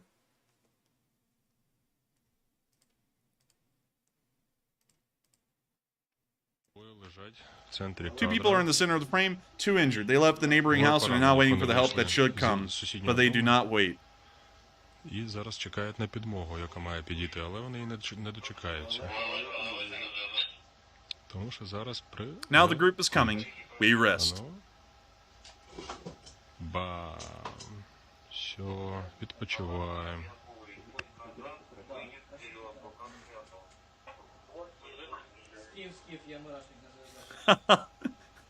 Here comes the rest. Oh, wait a minute. That seems so tall. We can see them running in now. Artillery raining down nearby. Бо їм самим зараз потрібна буде невеличка допомога. See the rescue team moving on in. And a shell lands nearby, and the rescue team becomes the group that needs to be rescued. With that, that's the end of the clip, but we can see that the Ukrainians are once again doing everything in their power to whittle down Russian manpower within the units attacking Avdiivka. Meanwhile, on the southern flank of the town, we saw that the 59th Brigade was also able to destroy a tank today with a Stugna P, a little bit rare at this time in the war. Look, I've turned on your video. Yeah. Well, let it be. Що? Пуск дозволено. Launch! Пуск! Come on, come on, come on! We can see it on its way. Yeah! Touchdown! Dude, this guy, that was a perfectly cut scream right here, listen. Yeah! Oh, Just man. like the memes. Just like the memes. And of course, great to see. We're now going to be moving on into the center of Avdiivka, where we saw that, and let me make sure I get this correct, I believe it was United 24 that put out, it was actually, they put out a pretty lengthy video talking about the defenders, specifically the 59th Anti-Tank Brigade, which we've seen in action in 2 clips near Avdiivka today, and what they've been doing in the area. I had to show this one. We usually actually do not show United 24 clips on this channel, not because we have like a bias against them or anything, but usually they cover a lot of the stuff that we're covering, so it becomes kind of redundant. But this one was so insightful, I made sure to include it. And so with that, here's the clip.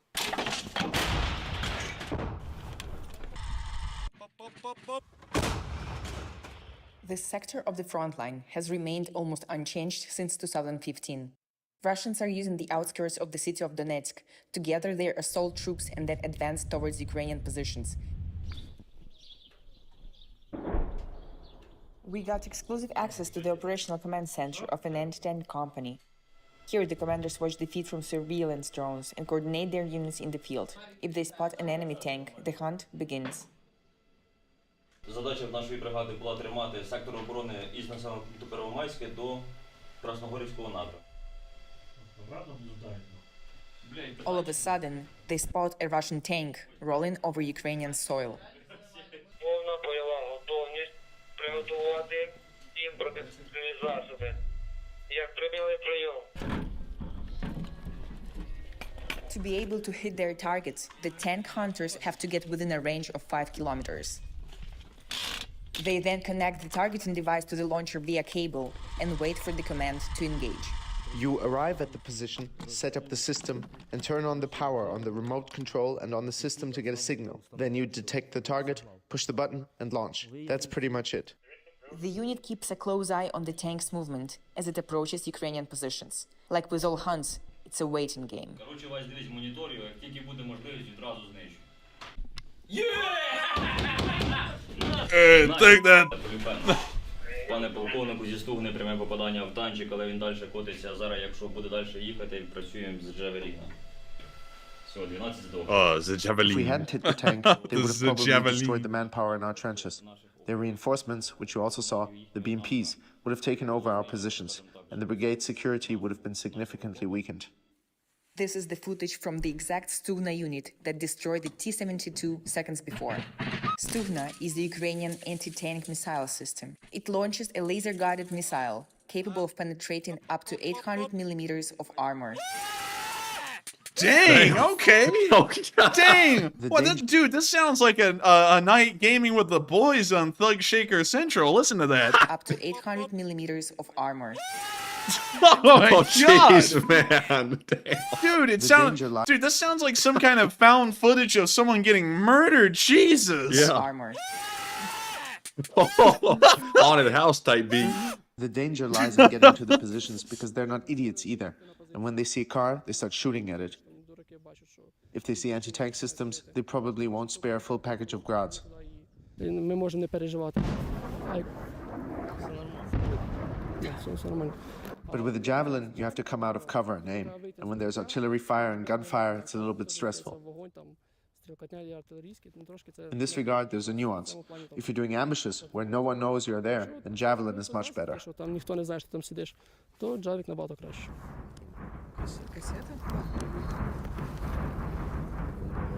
A little grad barrage going on over there. Thanks to the tireless work of men like these, the Russians have had zero to little success in this part of the front. Yeah, we've gotten some lag here.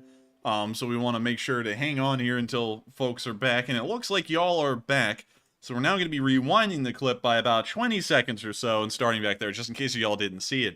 Ukraine in personnel and equipment. Tanks that are out of the range of Stugnas and javelins become a target for their artillerymen. The situation these days is quite difficult at this part of the front line. It is a Donetsk direction. Russians are continuously trying to advance and they're using everything they have. After a successful counteroffensive in the region of Kherson, this brigade was deployed to eastern Ukraine to assist with the defense in the Donetsk direction, which for months saw some of the heaviest fighting in light of the failed Russian offensive. Today the men are loading the Hyacin B 152mm towed artillery, the second biggest Soviet-made artillery gun in the Ukrainian arsenal. It has a firing range of 40 kilometers, so they use it to strike Russian positions behind the first line of battle.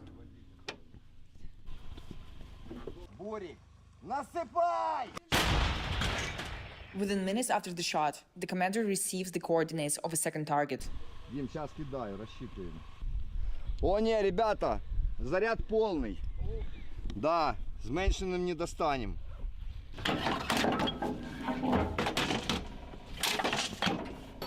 Ну, прямо. Да. Давай. Оп. Сережа! He got the stick stuck. Watch. Да. Давай. Оп. Oh, no. he's like open it just a little. Сережа! Насыпай! Heavy metal, кацапы! Я что, дурак? No, you see Yurik is one of the most experienced artillerymen in this brigade, having fought with an array of guns such as Hyacinth, Pion, and D20. But for him, none compared to his all-time favorite. The Hyacinth is an awesome gun, but I'm totally in love with Mista.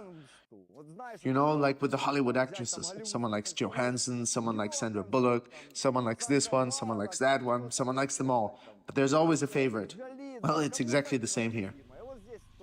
Man, this guy loves his It's job. unbelievable that these men still find the time and energy to make jokes. Their life within the enemy's range is always in danger, especially at night, when they often come under heavy fire. Then the hunters become the hunted. Я уже думала, сегодня приключений хватит, оказывается, нихуя, да? But with that, that's the end of the clip, and still great to see that the 59th Brigade and brave men and funny guys like those are still out there in the field and making sure to face the Russians head on, the entire Russian army, and of course ensure that they won't be able to achieve a single thing while they're on watch. With that, we're now moving on down towards the Pisky direction, where we saw a odd BMP being blown away.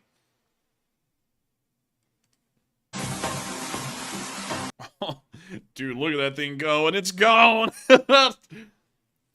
Wait, I need to turn into that Ukrainian guy, Matthew. Oh! It's something like that. Gone. Just passes out. I mean, you see that BMP is toast. Burning. Churning. Kind of like an Amish person churning butter. It's on its way to becoming something rather than what it was. And this thing is going from being a tank to scrap. Okay. Oh. Well, I wonder. That was a very serious one. Can we see him? Can we see the body? Nah, there ain't nothing left. Yikes. That was nuclear. Now we can see what's left of it. We can see the explosion was so strong it blew open the tank, and it's gone. The turret's over here and still simmering. But with that, that's the end of that clip, and pretty wild to see. We're now going to be moving on down towards the area of Marinka, where we saw the Ukrainian Su-25 striking Russian positions from a distance.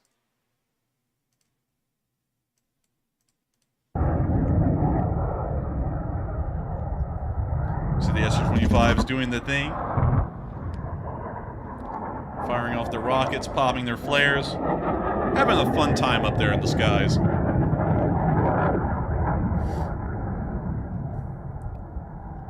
О, поддержка нашей авиации, да? I mean, you see, it puts a smile on their faces, and with that, that's the end of the clip, and a little bit of air action near the battlefields at Marinka. We're now moving on down towards the area in between Marinka and Volodar, where we saw that the 72nd Brigade was able to get another Tulpan today. Also, we're going to have to mute that, but it's been a distance of 10 kilometers that this little FPV drone has flown, and it's finding a target probably right when it's about to run out of battery. And there we go, hitting the Tulpan right there, dead on the mark, and now the Tulpan is starting to roast. And props to the drone pilot for being able to fly it with that thing, like, having a choppy live feed. Yeah, I mean, like, you could hardly even see what was going on, and yet the guy still was able to hit the target dead on. Very impressive. With that, we're now going to be moving on from that little bit of news and on towards Pivlivka, where we saw an ES-90 in action. Now, I have to play a little bit of this, because it's within our energy range. Get up!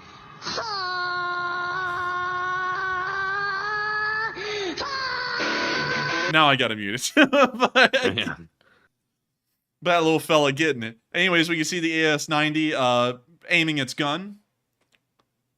When you see them looking down the barrel of the AS-90, that almost gave me a heart attack there for a second. We can now see them firing it from inside. And also, let me see if I can play the audio of the cannon firing, because it's nice. That is a nice sound. That was a really good sounding gun right there. And we can see them firing off a volley. I gotta tell you, the AS-90s are impressive, no doubt about it. And with that, that's the end of the clip, but love to see it. Love to see the AS-90s in action. We're now going to be moving down the line and into the Khilopol-Orikhiv area, where we saw some Ukrainian tanks firing on the move. A very rare thing to see is usually tanks, although they largely have the ability to fire on the move, they usually stop the fire.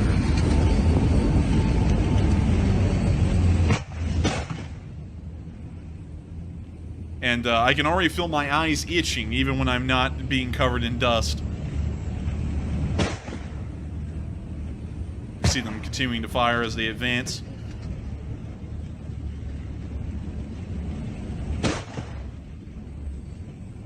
Man, the amount of dust a tank kicks up when it fires, you know, even if you had great camouflage, that gives it away when you think about it. But that's the end of the clip, and really nice to see. We're now going to be moving on to the Kherson area, where we saw today an FPV drone was able to hit a Russian surveillance tower, and it looks like the Russians won't be surveying the area anymore. Anyways, here's the clip. We see the drone flying in. There's the surveillance tower right there, and it hits the relay directly. Look at that. It's nice. Man, it looks like a wasteland in that place. It does. But that's what happens when you have the Russians living around. Honestly, it kind of looks like a little North Korean camp, you know, like they show on satellite pictures. Kind of looks like that. And it looks like there's nobody even here anymore either. So it's just the Russians and, yeah, in an empty village. It's pretty rough. But with that, that's the end of that clip, and we've now covered everything, north to south, east to west in Ukraine, and it's now time for us to go to Kyiv to cover the speech from President Volodymyr Zelensky here on the 438th day of the war. And so without further ado, here is the speech. Matthew, hit it. Speech!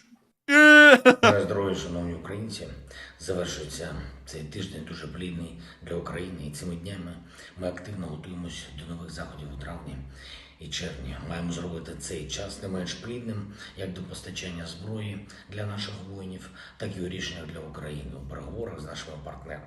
Підготували важливу для нашого суспільства законодавчу ініціативу, триває підготовка санкційних рішень проти агресора, чекаємо на міжнародні зустрічі різного рівня у Києві.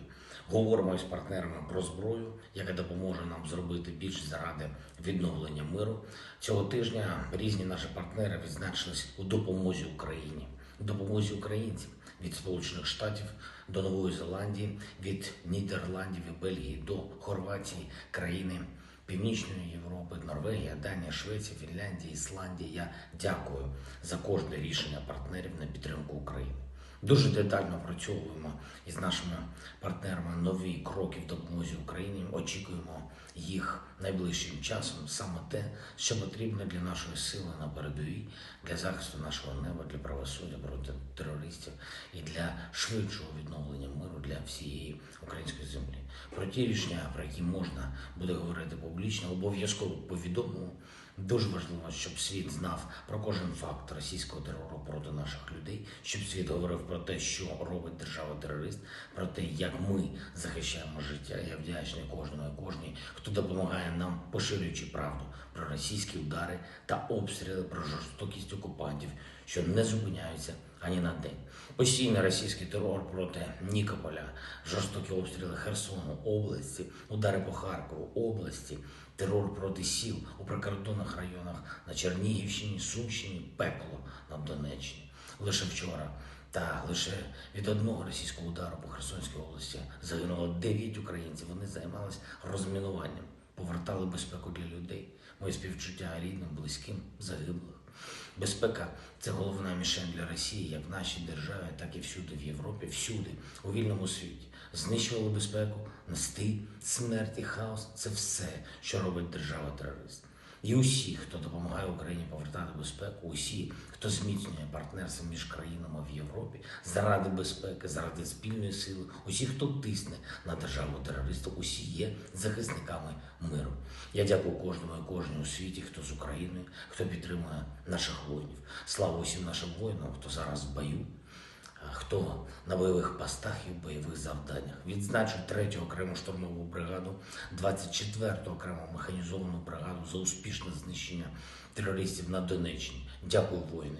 57-ма окрема мотопіхотна бригада, 93-я механізована бригада. Дякую всім вам, хлопці, за героїчний захист наших позицій, за взірцеву стійкість. Просто молодці.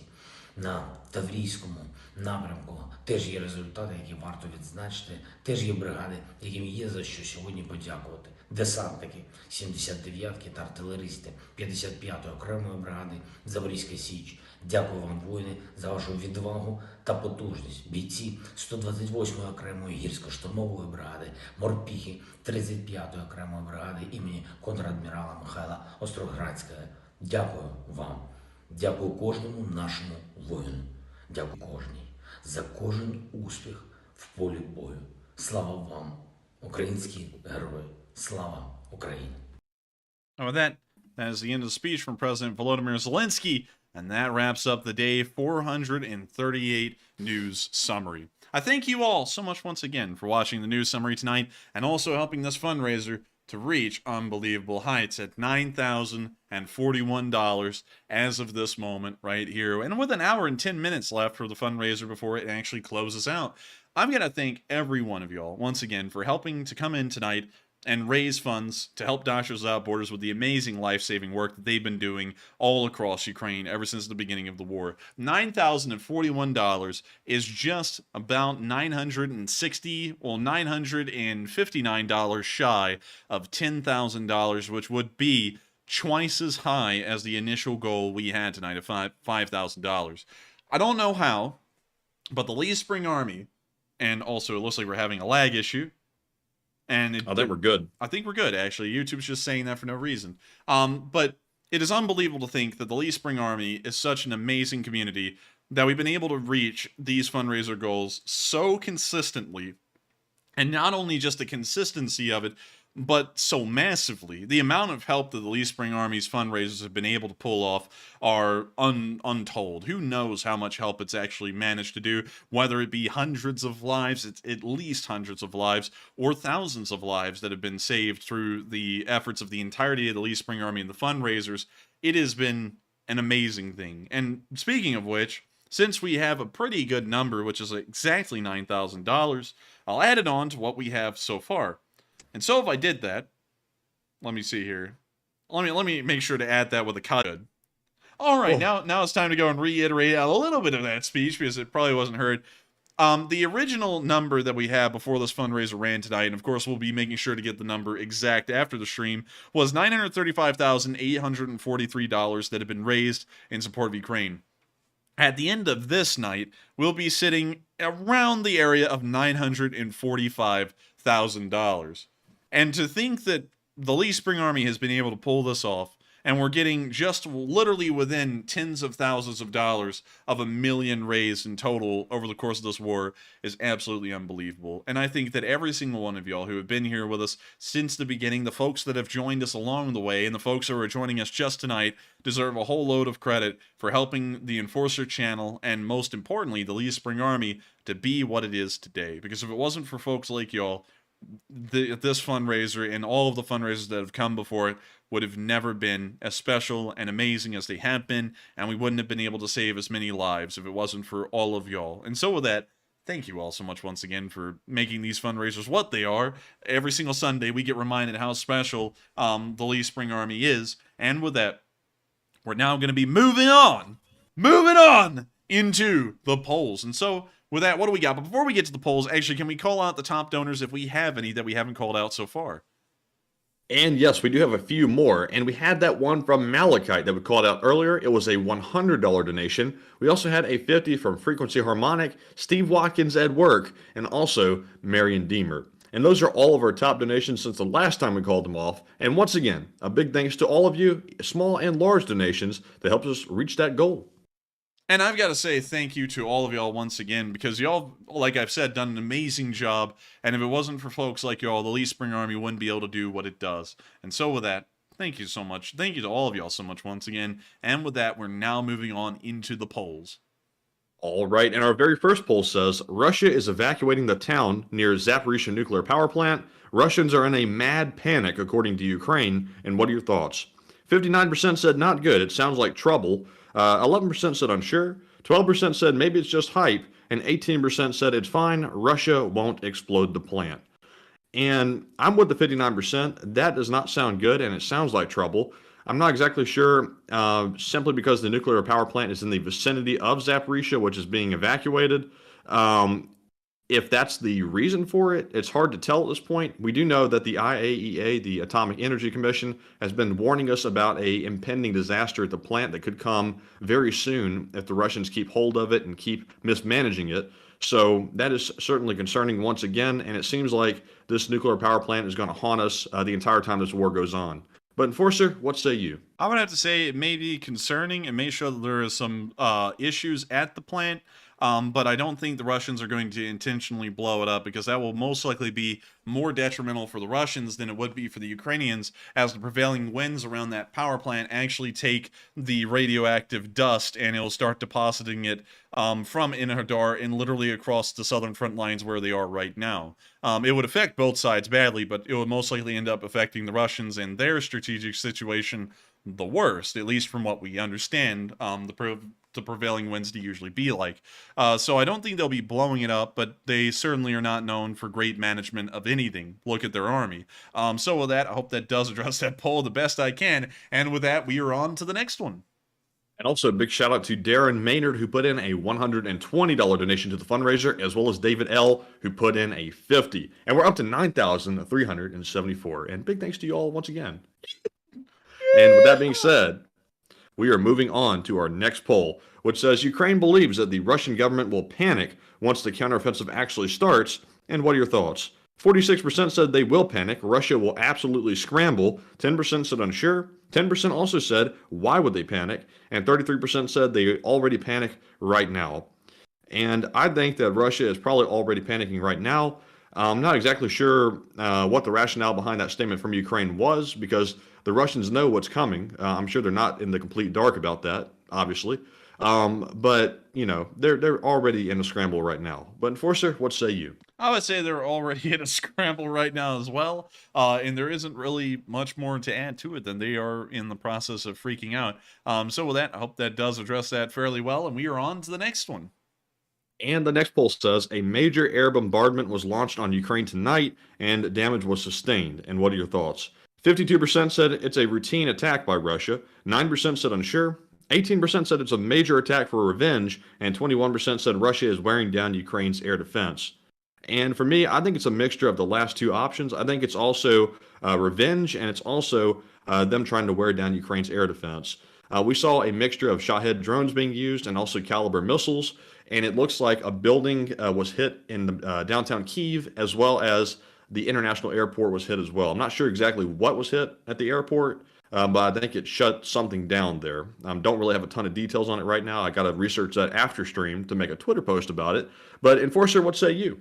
I would say, in my opinion, I'd actually have to say it's somewhat routine. We have seen the Russians use a lot of Shaheds and Calibers at the same time, so I don't really think it's anything out of the norm. It's mostly just a normal missile attack, as usual, kind of normal operations.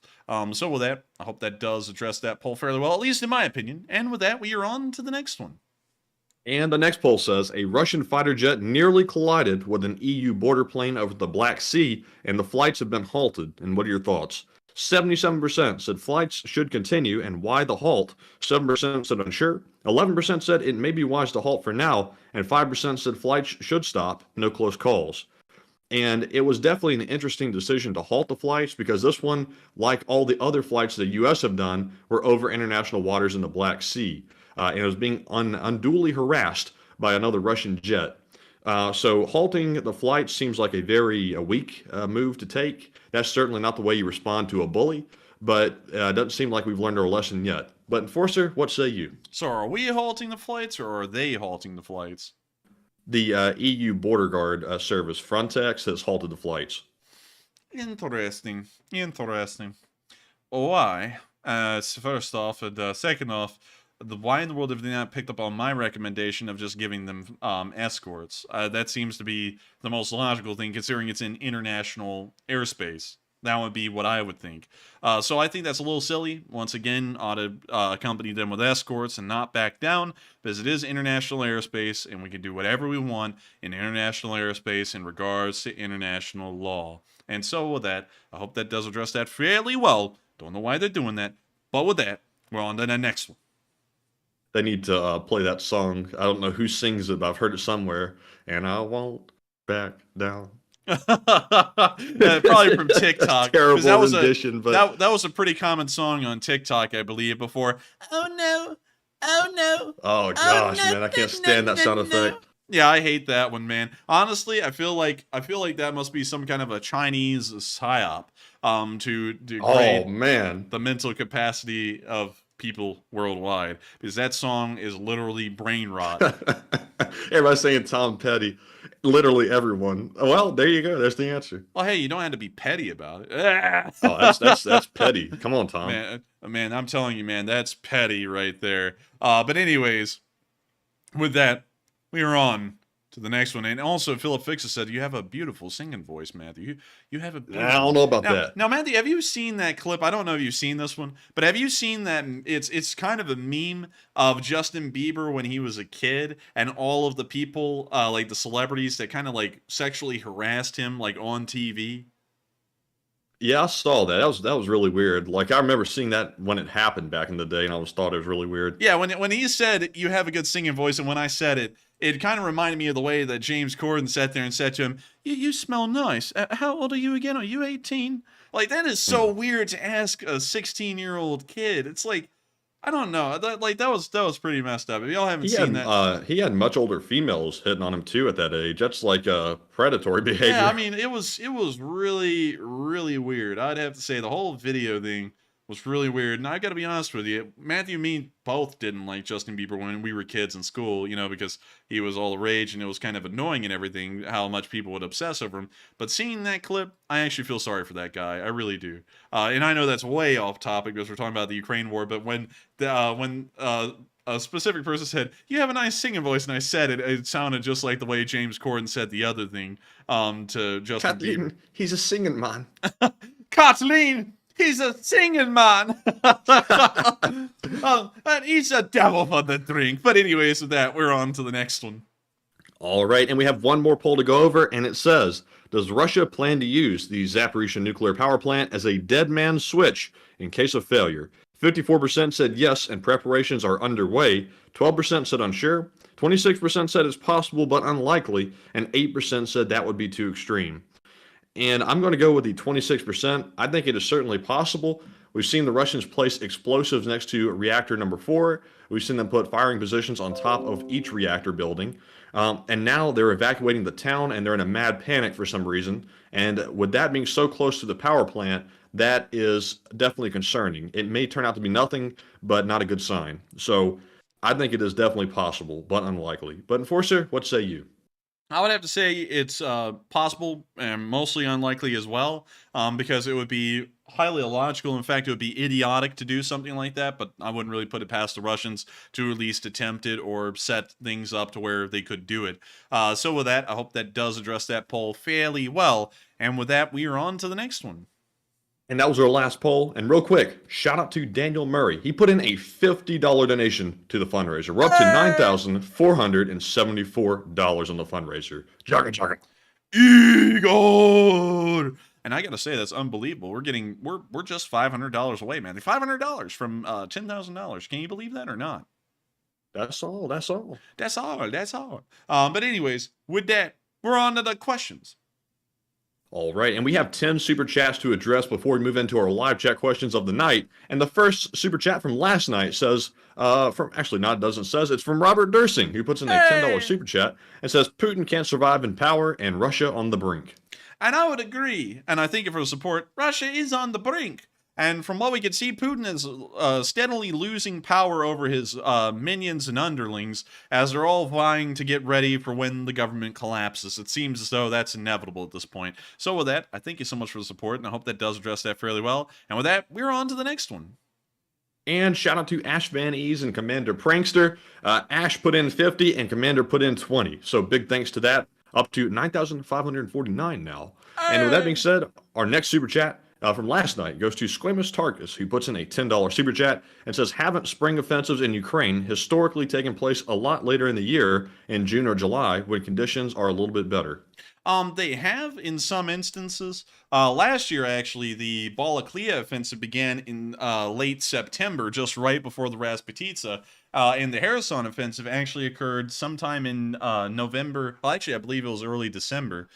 So it hasn't always occurred in June or July. It appears that the Russians conducted an offensive in June or July of last year. That was actually the Donbass offensive. It began then, and it's still going on now. But the Ukrainians haven't. So it is possible to say that it could be later, but it would more so be towards September. But then again, we have to remember that the whole reason why that was the first time a real offensive ever occurred in September was because up until that point, the Ukrainians were trying to stop the Russians and then stabilize the lines to create a counteroffensive, and that was the first time they could do it. So it may happen more so around right now, May, well, maybe late May, although the ground conditions are horrendous right now. So with that, I hope that does address that fairly well, and we are on to the next one. Thank you once again for the support. All right, and up next, we have a $10 super chat from Psyops yet again, and thank you, Psyops. Can't read the last part, and this was sent in last night, so I think he knew that. But thank you, Psyops. I personally don't care for tofu. I've never had it, but it looks nasty, and I'll probably never try it. But Enforcer, what say you? What is tofu? It's made from vegetable. Coagulating soy milk, and then pressing the resulting curds into solid white blocks of varying softness. This sounds like it would taste like garbage. So in my honest opinion, I'd say no, I wouldn't be into this, because the idea of coagulating soy milk, that's like eating butter, but instead of it being milk, it's soy. Looks like a block of lard. Yeah, it does. That does not look good. I'll be honest with you. I would not be a big fan of that. I would give it a try at least once, but I think it would only be once. But with that, I do thank you for the support, Sibes, and I hope that does answer that question fairly well. Epic Trains Canada said it looks gross. It kind of does. But with that, we are on to the next one, and thank you once again for the support. And up next, we have a $10 super chat from last night from Repo Man 46. Oh my God, Hal Rose just threw in $400. Holy moly! We're 50 away from 10,000. We're 50 away, and we have 53 minutes left. Who's going to do it? Damn. Who's going to be that $45 donation that's going to send us over 10K? Who is it going to be? Who's it going to be? It's going to be someone. But let's get on to that question. I'm sure we'll see that someone come through. And thank you, Hal Rose, for the massive donation to the fundraiser. Indeed, indeed. And Repo Man 46 puts in 5 penguins. Well, I think it was a support, Hal Rose. That really threw me off. I was like, how in the world do I respond to that statement? Oh! Frosty Canadian did it! We passed $10,000! Let's go! Let's go! Let's go! Turn down your volume! Totoro! Totoro! Totoro! Totoro! Shout out to Cliff H. He put in a 50 as well. Hey! Epic Trains get it! Hey! Let's get it! Hey! Copyright! Wait a minute, hang on. We gotta do it, Matthew. We gotta do it. Yeah, boy. Yes, sir. Put it down. Put it down. Bada boom. Put the cookie down. But still, we just passed $10,000. Let's go. Chugga. And with that, we're on to the live chat. But I'm just kidding. 1 second. I got to thank y'all so much for getting us over 10K. Twice as much as we were planning to raise tonight. We had a $5,000 goal, and we're now over $10,000. Unbelievable. And I got to thank y'all all so much once again for helping out this fundraiser and getting it to where it is. Because that means that at the end of this night, if we make a rough approximation, we are now at 945,000 raised in total over the course of the war. And so with that, we're now on... Damn! Damn, son, where'd you find this? Damn. Well, at the LSA. Walk with your boys. We make it look easy.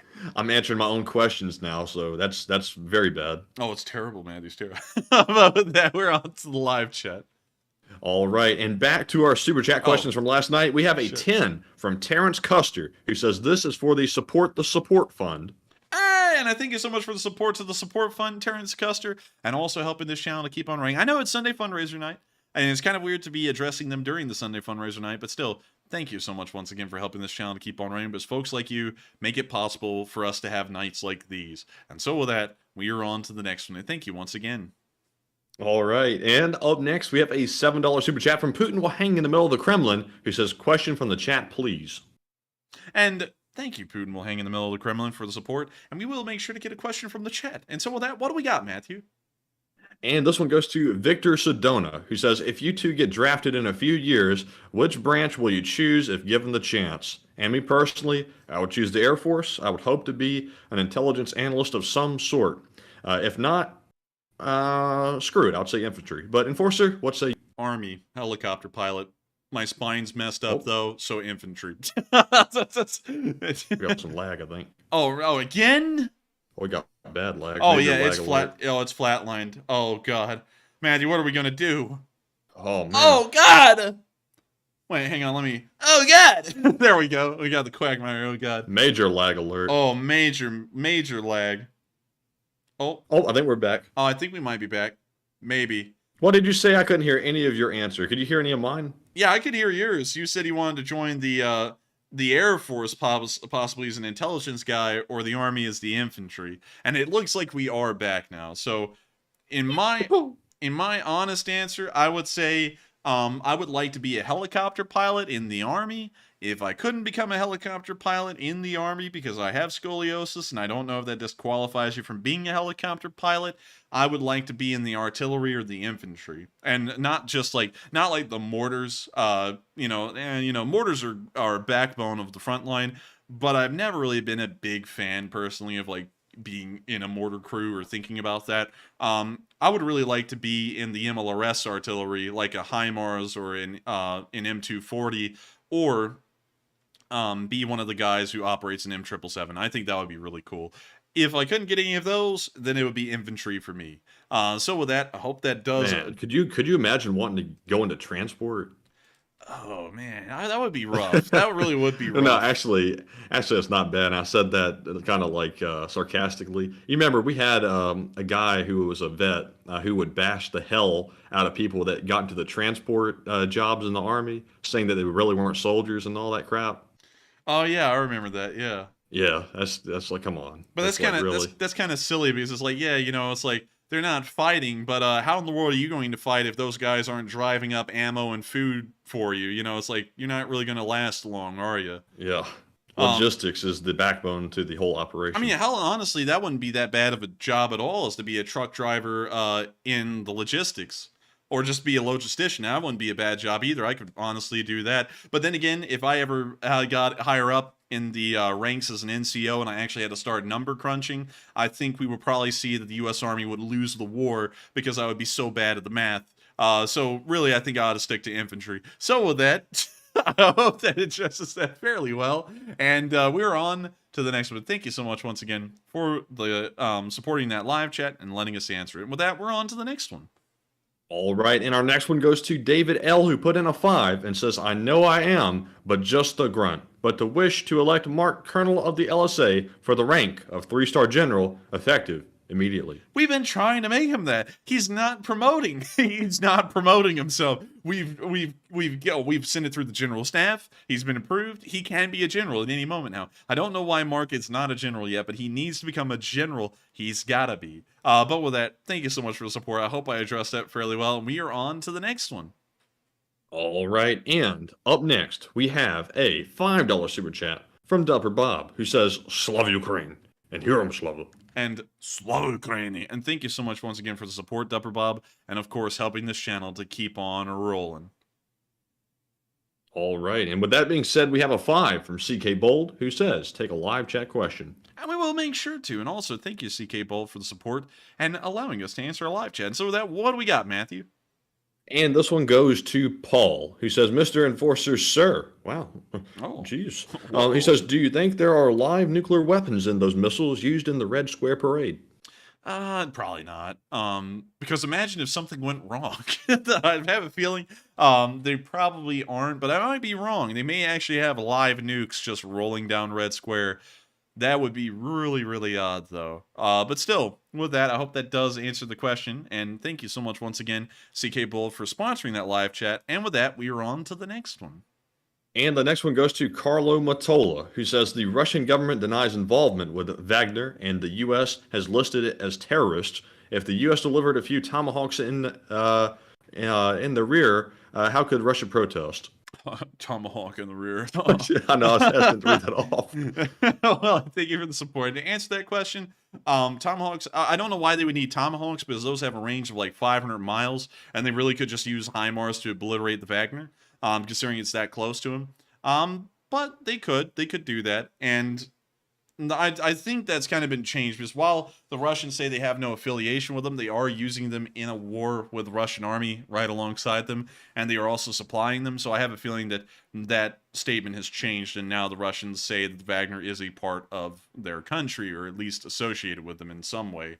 So with that, I hope that does address that well, and I thank you so much once again for the support. And with that, we are on to the next one. And the next one goes to Siri, who puts in a $5 super chat and says, congrats on graduating. Has it happened yet? And yes, it has happened for sure. Your education is the one thing no one can ever take away from you, and keep up the great work. And I thank you so much for the support, Siri, our favorite AI assistant. And I would also say that we have graduated. I think we graduated on what, the 29th? Yes. Yeah, we graduated on the 29th. We walked across the stage. Some of y'all actually found the live stream at UAB that was showing us walking across the stage, and then watched it, which was pretty wild to see that some found it. But still really cool nonetheless. And so, yes, we did graduate, and thank you so much for the congratulations as well. It was 3 years in the making. That's right, a bachelor's degree in 3 years, because I did max credits every single semester, and so I graduated in only 3 years. Now I move on to law school, where I will once again sit in school for another 3 years and hopefully pass with flying colors. And so, with that, oh man, I was about, oh man, Matthew, why did you do it? But still, thank you for the support. I hope that does address that fairly well. And with that, before we move on to the next one, I want to make sure to grab one from the live chat here, because Jason Jones, one of the, I gotta be honest, Matthew, that is the girliest name I've ever seen. The absolute girliest. Jason Jones? Come on. That could be better. Man, he got 300 seconds in the gulag. Man, he got 300 seconds in the gulag. But he said, stop screaming like a friggin' girl! And so, one second. That's the only thing he got out of tonight's stream after 10,000 raised for charity. Yeah. The only thing he got out of it was stop yelling. One second, let me change it. I'll stop screaming like a friggin' girl. No, start screaming like a friggin' man! And so with oh damn. Okay, drill sergeant. Okay. All right, Sergeant. He hit the knife hand. What's he doing with the knife hand though? But with that, we're on to the next one. Oh man. But anyways, up next we have a $5 super chat from Joseph M. Sika. He says, do you guys remember the first question I ever asked you guys? I'll let you think a sec and then type it in the chat. And Joseph, sadly, is not here tonight. And this came in from last night. So I guess we'll never know. But Enforcer, what say you? Aw. Well, I thank you for the support and helping this channel to keep on running. But sadly, we can't answer the question because we don't have it. But still, thank you once again for helping this channel to keep on running. And with that, we are on to the next one. And thank you once again for the support. And up next, we have a $5 super chat from XPenguin95, who says, I approve of the name change. Wink. And thank you for the support. I don't know whose name has been changed, but if you're talking about Mark being promoted to General, I approve. And so with that, thank you so much once again for the support and helping this channel to keep on running. And with that, we are on to the next one. And thank you once again for helping this channel to keep on running. And Miss Disa said, where are those pics? And Miss Disa, I am going to reach out to UAB and find out where they are because I still haven't gotten them, and it's kind of irritating me because I was relying on those pictures because they're the only ones I'm going to have from graduation that are actually any good. So that's kind of par for the course with that place at this point. But with that being said, we're moving on to our next super chat, which goes to White Lightning 777, who puts in a $2 super chat and says the Chernobyl zombies. Can't read that one. Thank you for the support. We will make sure to get a live chat, though, in replacement of that. So with that, let's get the live chat. All right, and his replacement for the live chat goes to Tank2, who says, do we know if the people who fed Putin intelligence about Ukraine being a pushover still are working for the Kremlin, or did they fall out of a very tall, very wide window? Out of windows. Straight out of windows. Like windows pop out of frame, right out the window, straight down to the ground, 40 floors. The entire time, they have 2 bullets to the back of the head. They already were dead, but they're just falling out the window just so that way it's there for the cameras. So with that, I thank you for the support, and I hope that does address that fairly well. And with that, we are on to the next one. And Debbie Deering said some of us are using earbuds not to wake others, and screams hurt. I'm sorry about that, but every once in a while, we just have to scream because we like ice cream. But with that, we are on to the next one. And I completely understand. We try and keep the screaming a little bit low, but on nights like these, with the kind of stuff that's going on, like the fundraiser doing incredibly well, and then people pointing out our screams, we sometimes just have to scream for the hell of it. But with that, we're on to the next one. And the next one goes to Dark Warrior 137, who puts in a $2 super chat and says, for the Hire an LSA Flag Designer Fund and Slava LSA. Well, thank you for the support and giving us a fund to hire a flag designer with. We are still working on a flag in the background. We haven't seen, or well, we haven't made or seen anything yet that is really like, wow, we have to get that thing. But we will still be trying, nonetheless, to eventually get something as a flag, and also as symbols. Some people are wanting the honey badgers and stuff like that to be on the flag, or the enforcer, or the LSA, or something similar. We'll be coming up with all kinds of stuff, mostly patches that will have that stuff on it, but we don't want it on the flag. Like, for example, like with the U.S., the U.S. is, like, the 7th Cav is known across the U.S. Like, everyone knows what the 7th Cav is, and let me go to the 7th Cav patch. There it is. Everyone knows that patch. It's like one of the most famous ones. Little horsey, look, it's a little horsey. But what one thing you will not see is this symbol being put onto the U.S. flag because it's known. And that's one thing we want to kind of avoid with LSA flag, is that we want it to be distinct. We want it to be like a national flag, like the U.S. flag, or the British flag, or the French flag, or any flag around the world, where you look at it and it doesn't say the name of the country, but just by looking at that flag, you know what it stands for, and you know what it's representing. We kind of want our flag to be like that, to where it's distinct and special enough, but it looks good enough, that one, it's nice eye candy to see, and two, people already know what it is without it having to be like written onto the flag or anything. So we will be putting like the badgers and stuff on the patches and things. It's just that they probably won't show up on the flag at all. So with that, hope that does address that fairly well. And thank you so much for the support on getting a flag designer. They're really expensive though. I actually tried to look around and they're like hundreds of bucks. So we'll probably still end up designing it ourselves. But still, thank you once again. And with that, we are on to the next one. All right, and with that being said, we're moving into our live chat questions of the night. And up first, we have the Morse code of the stream, which was solved tonight by JP's Gone Fishing, Rumpelstiltskin, C. Fay, Mark Hodges, Cliff Simonson, Dark Warrior 137, Paul Scholes, Earl Bernew, and Slava Something. They said tonight's Morse dispatch says, Russians getting obliterated in the field. Happy Victory Day. And that's the sound of money. And y'all got that dead on the nail. Dead on the nail. You all are absolutely correct. The Russians are getting blasted in the field, and they're going to have a happy victory day in the meantime. And so with that, thank y'all for deciphering the Morse code message. It's unbelievable to think that folks have the skill to do that, and y'all been doing that almost nonstop since day 80. And so with that, thank y'all once again. I hope that does address that fairly well. And with that, we are on to the next one. All right, and the next one goes to Super Action General, who says, what are the odds that the May 9th parade gets bombed? It seems like an easy target for partisans, and I don't know why it hasn't happened yet. Maybe tight security, but what are your thoughts? Slava, LSA, NATO, and Ukraine. Easy targets. I would say that... John Mellencamp. I smoke 40 cigarettes a day to get my voice to sound like this. It has cost me 60 years of my life, that's all. Sir, you have stage 4 lung cancer. Well, at least I can Well, sing at least I good. sound good. But to answer that question, I'd say it probably would happen this year. Last year, the potential of drones wasn't really known that well when May 9th happened. But this, whoa, whoa. But this year, it's certainly known. So it may be possible that a drone attack does happen during the May Victory Day parade. I wonder if Putin's going to have like a bulletproof like glass shield put around where he's sitting this year to try and avoid getting blown up. I think that might actually be an addition that they add, but who really knows? So with that, I hope that does address that fairly well, and we are on to the next one. And the next one goes to the Sunken Grave, who says, has the current trench warfare conditions been the cause of many deaths by disease? We don't really know. We have a feeling that it hasn't really been that much of a killer, because one thing that's actually killed soldiers less and less over about the past century is germs and diseases, because modern medicine has advanced so quickly over the past century that germs and diseases have largely ridded themselves as the #1 killer of soldiers in the field. I think the #1 killer, how many soldiers died of disease in World War II? I saw underscore say in the live chat, by the way, that Putin's only going to appear via video. Really? Yeah, if that's the case, that's a hell of a flake out.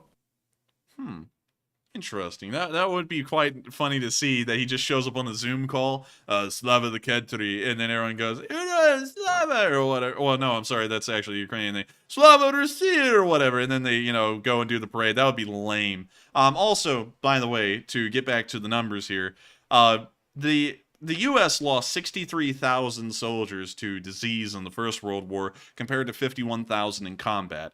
That's because the Spanish flu also was taking off back then, and so it killed a lot of them. So that's why. It doesn't seem that there's any World War II figures, at least present easily. Let's see.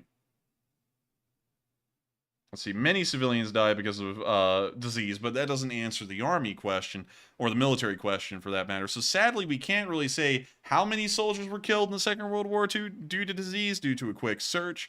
But I would say that it probably doesn't kill a lot of people, really. In my honest opinion, I don't think it's killing that many. So with that, I hope that does address that fairly well. And with that, we are on to the next one. All right, and the next one goes to Tank 2, who says, what do you think it'll take before Putin gets the hint that Ukrainians have no desire to be Russian?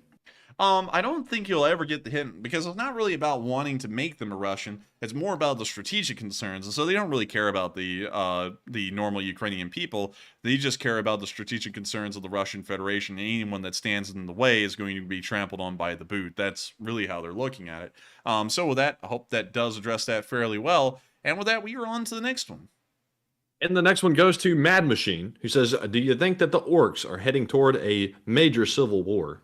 I think they actually are at this point, because the Gazprom's created a mercenary group. Prigozhin is still out there doing his thing. He's getting very belligerent. Kadyrov is kind of stepping out of the Russian government circle and doing things on his own. I think that is on the horizon. I don't think it would be out of the question at all that we may see a civil war here within the next decade, at least.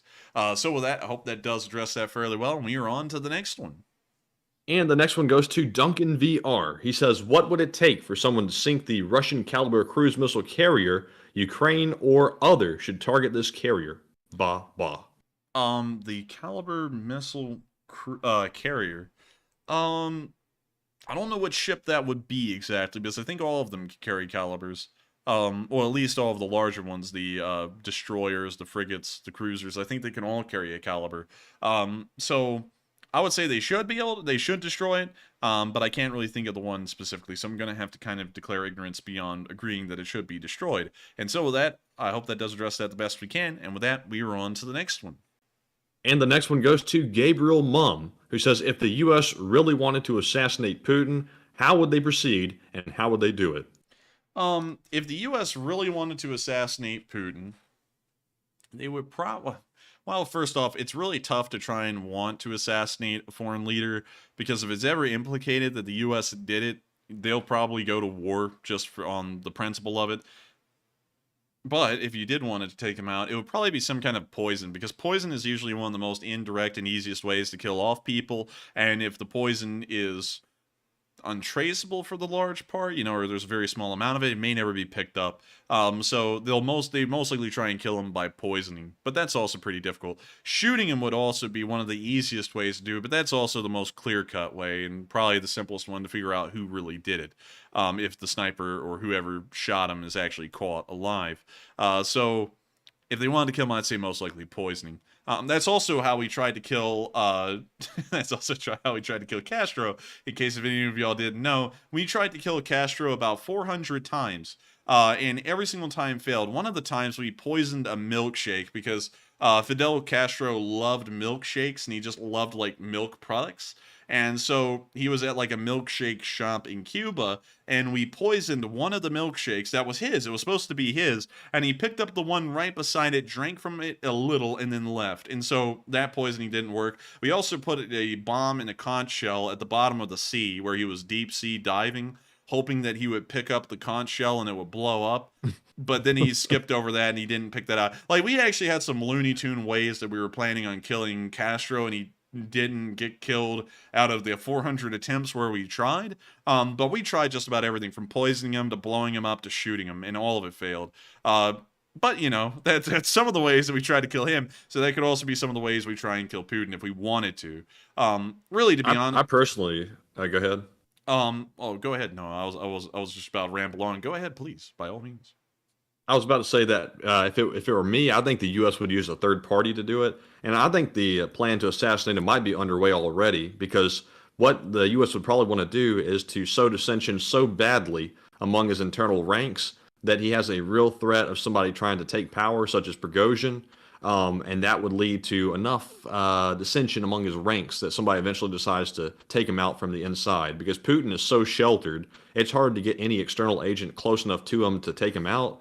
So to deliver a poison or even a bullet is going to be extremely hard. So it'd be a very long and drawn out process to actually get around to assassinating him.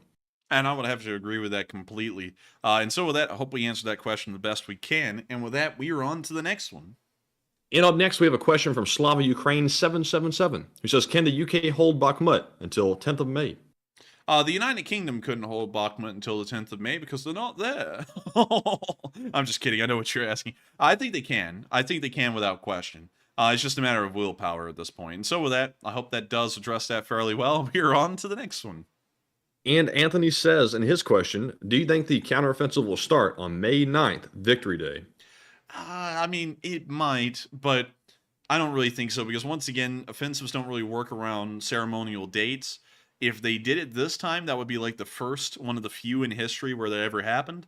But I would say it may not, but there is still a small chance. And so with that, I hope that does address that fairly well. And we are on into the next one. And Miss Disa says, "Melitopol panic evacuation seems to be causing a traffic jam between Russian-occupied Melitopol and Crimea. And do you have any information, video, or pictures?" Sadly not. We have heard rumors about that traffic jam for about a few weeks at this point, actually. It's been going on for quite a while. But we've never gotten any verifiable picture or video evidence of that traffic jam. However, we do know about the traffic jam at the Kerch Bridge, which is still going on months after it started. It's the traffic conditions never really diminished in that area. And also, they limit the amount of vehicles that can cross at a given time as well. And so it's kind of like an artificially caused traffic jam. But it still exists nonetheless. And so with that, I hope that does address that question fairly well. And we are on to the next one.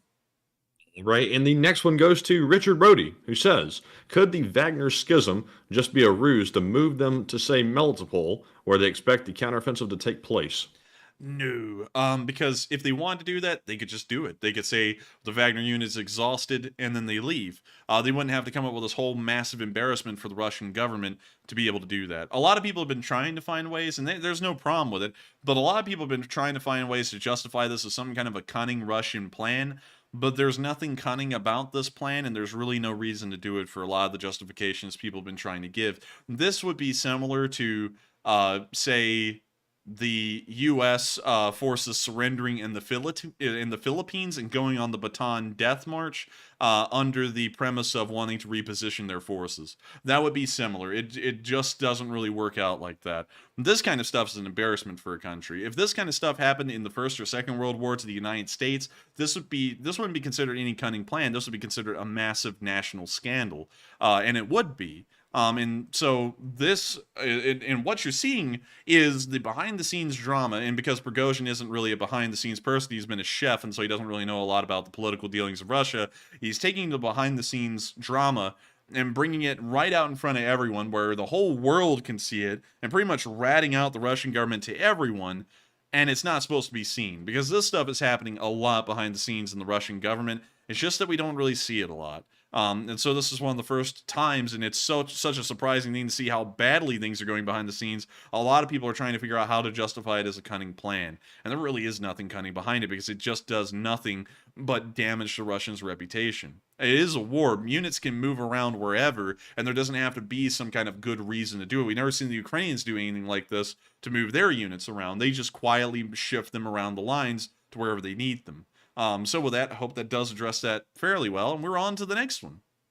All right, and real quick, let's address the poll that I have running. The question is, would Ukraine spark a disastrous response from Russia if it attacked the May 9th Victory Day parade?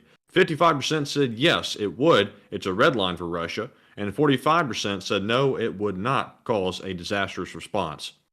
And I'm definitely with the 55%, now 56%. I believe it is a red line, and if Ukraine were to do that, it really wouldn't make much sense, because you're really not going to accomplish anything by doing that rather than getting revenge, which obviously we all want to get revenge, but it may or may not be the wisest thing to do, because that's like their pride and joy, and that would certainly not go over well. I couldn't see them turning a blind eye to that one, and that's why I think Ukraine won't attack the parade. But Enforcer, what say you? I would have to agree. I don't think they're going to be attacking the parade, because it is a red line for the Russians, especially considering it'll be televised across the entire country, where probably almost everyone in Russia is watching it. So with that, I hope that does address that fairly well. And we are on to the third to last question of the night.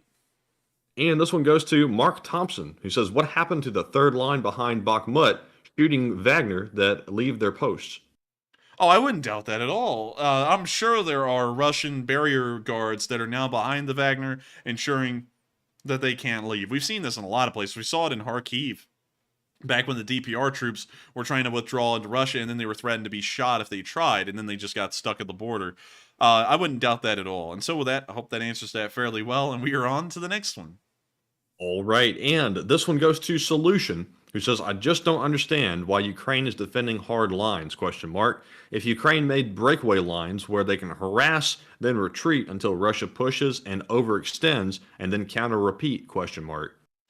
They have done that before. We did see that pretty much at the beginning of the war across the entirety of the front lines. They allowed the Russians to overextend, and then they bled them dry, and that happened very quickly in the northern area when the Russians withdrew on April 1st. And it's crazy to think that April 1st was already a month and like a week ago when you think about it. And we were talking about, a month and a week ago, how it had been 1 year since the Russians withdrew from the Kyiv area, and we're a month and 7 days on from a year anniversary of that. But anyways, getting back to this, the Ukrainians have done that a lot, but now isn't really the time to do that anymore, because the Russians are weak, far weaker than they were at the initial beginning of the invasion, and so you don't really want to just give up ground in places for really no good cause. You want to give them the hardest time now, because they hardly have the ability to even conduct offensives or take ground in the first place. So with that, I hope that does address that fairly well, at least in my opinion. And with that, we are on to the final question of the night. And so, who is the lucky last person to ask the lucky last question of the night? And that viewer is Slava Ukraine 777, who says, is media coverage of Russian jamming reducing HIMARS accuracy likely to harm Ukraine's war efforts? From what we've understood, that may actually be a little bit of misinformation, because from what we know, the missiles have their coordinates input before they even launch. And so jamming a missile that is already flying to a predetermined GPS coordinate doesn't really work, because everything is happening internally within the missile. It's not being guided there like a laser guided missile or anything like that. Like, for example, I'll show this. Like, if I think the GPS could be disrupted because it's connected to a satellite. Well, I mean, but the thing is, though, is that the missiles get the coordinates input into them before they even launch. So, you know, like, for example, you could just whip open Google Maps and go, let's look at Donetsk. We want to hit this building right here. Right click, there you go, coordinates. Those are input into the missile launches. It's not really like a laser-guided missile or anything like that where you can try and jam or disrupt the laser. It's pre-input, and from what we've been hearing, that may be some kind of a Russian propaganda disinformation campaign to make people think HIMARS are becoming less effective. And from what we've been able to tell, they have not been getting less effective. They continue to retain the same amount of effectiveness they had ever since they've been introduced. I will actually have to revise a comment I made last night where they said probably don't you have enough jammers to put anywhere. The jammers are probably largely ineffective because the coordinates are already input into the missile, and on top of that, how in the world does a local jammer like around Donetsk affect Google Maps or any other GPS software where it's a globe and the input's already there? It's not really like you can mess up GPS coordinates, because that means everything in the world is being offset by several miles or so from a jamming system. So I would have to say, from what we know, that may be, and I'm not saying it's certain, it may be misinformation or some kind of a Russian propaganda campaign to make people think that they can do something to interdict the effectiveness of a HIMARS. So with that, I hope that answers that question fairly well, at least from what we know right now. And with that, that is the end of tonight's stream. It's been an amazing night. We raised $10,223 in support of Doctors Outboard. Dang, okay. In support of Doctors Outboarders. It has been an amazing night. And I got to thank every single one of y'all so much once again for helping this fundraiser to get to where it is, and also making the Lee Spring Army what it is. If it wasn't for y'all, this channel and the Lee Spring Army, it would not be as special as it is. And y'all are the ones who have been able to help save so many Ukrainian lives, the hundreds, if not thousands of them. And also, I've got to thank y'all for just being here with us and choosing this as the channel y'all find y'all's news at, and also help to fundraise to save lives at. And so with that, I will see you all on Tuesday at 10 p.m. Eastern Time to cover the next 48 hours of the news of the war in Ukraine. Good night, good luck, stay safe, take care, make sure to like, comment, and subscribe, and of course, Slava Ukraini. And good night, LSA. Congratulations on fundraiser, and see you all on Tuesday. Peep the Twitter, or else. Slava Ukraini. Yes. The Lee Spring Army sends its regards.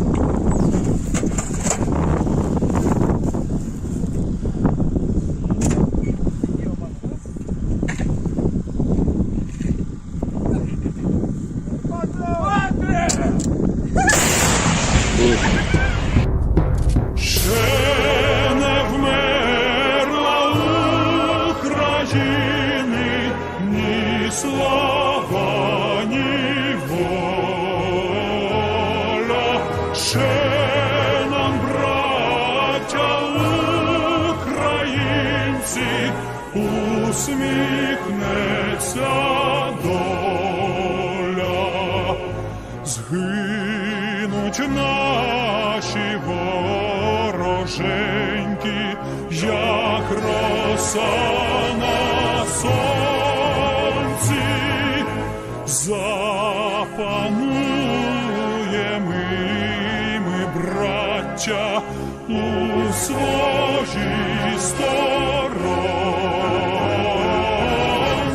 Душу й тіло ми положим за нашу свободу.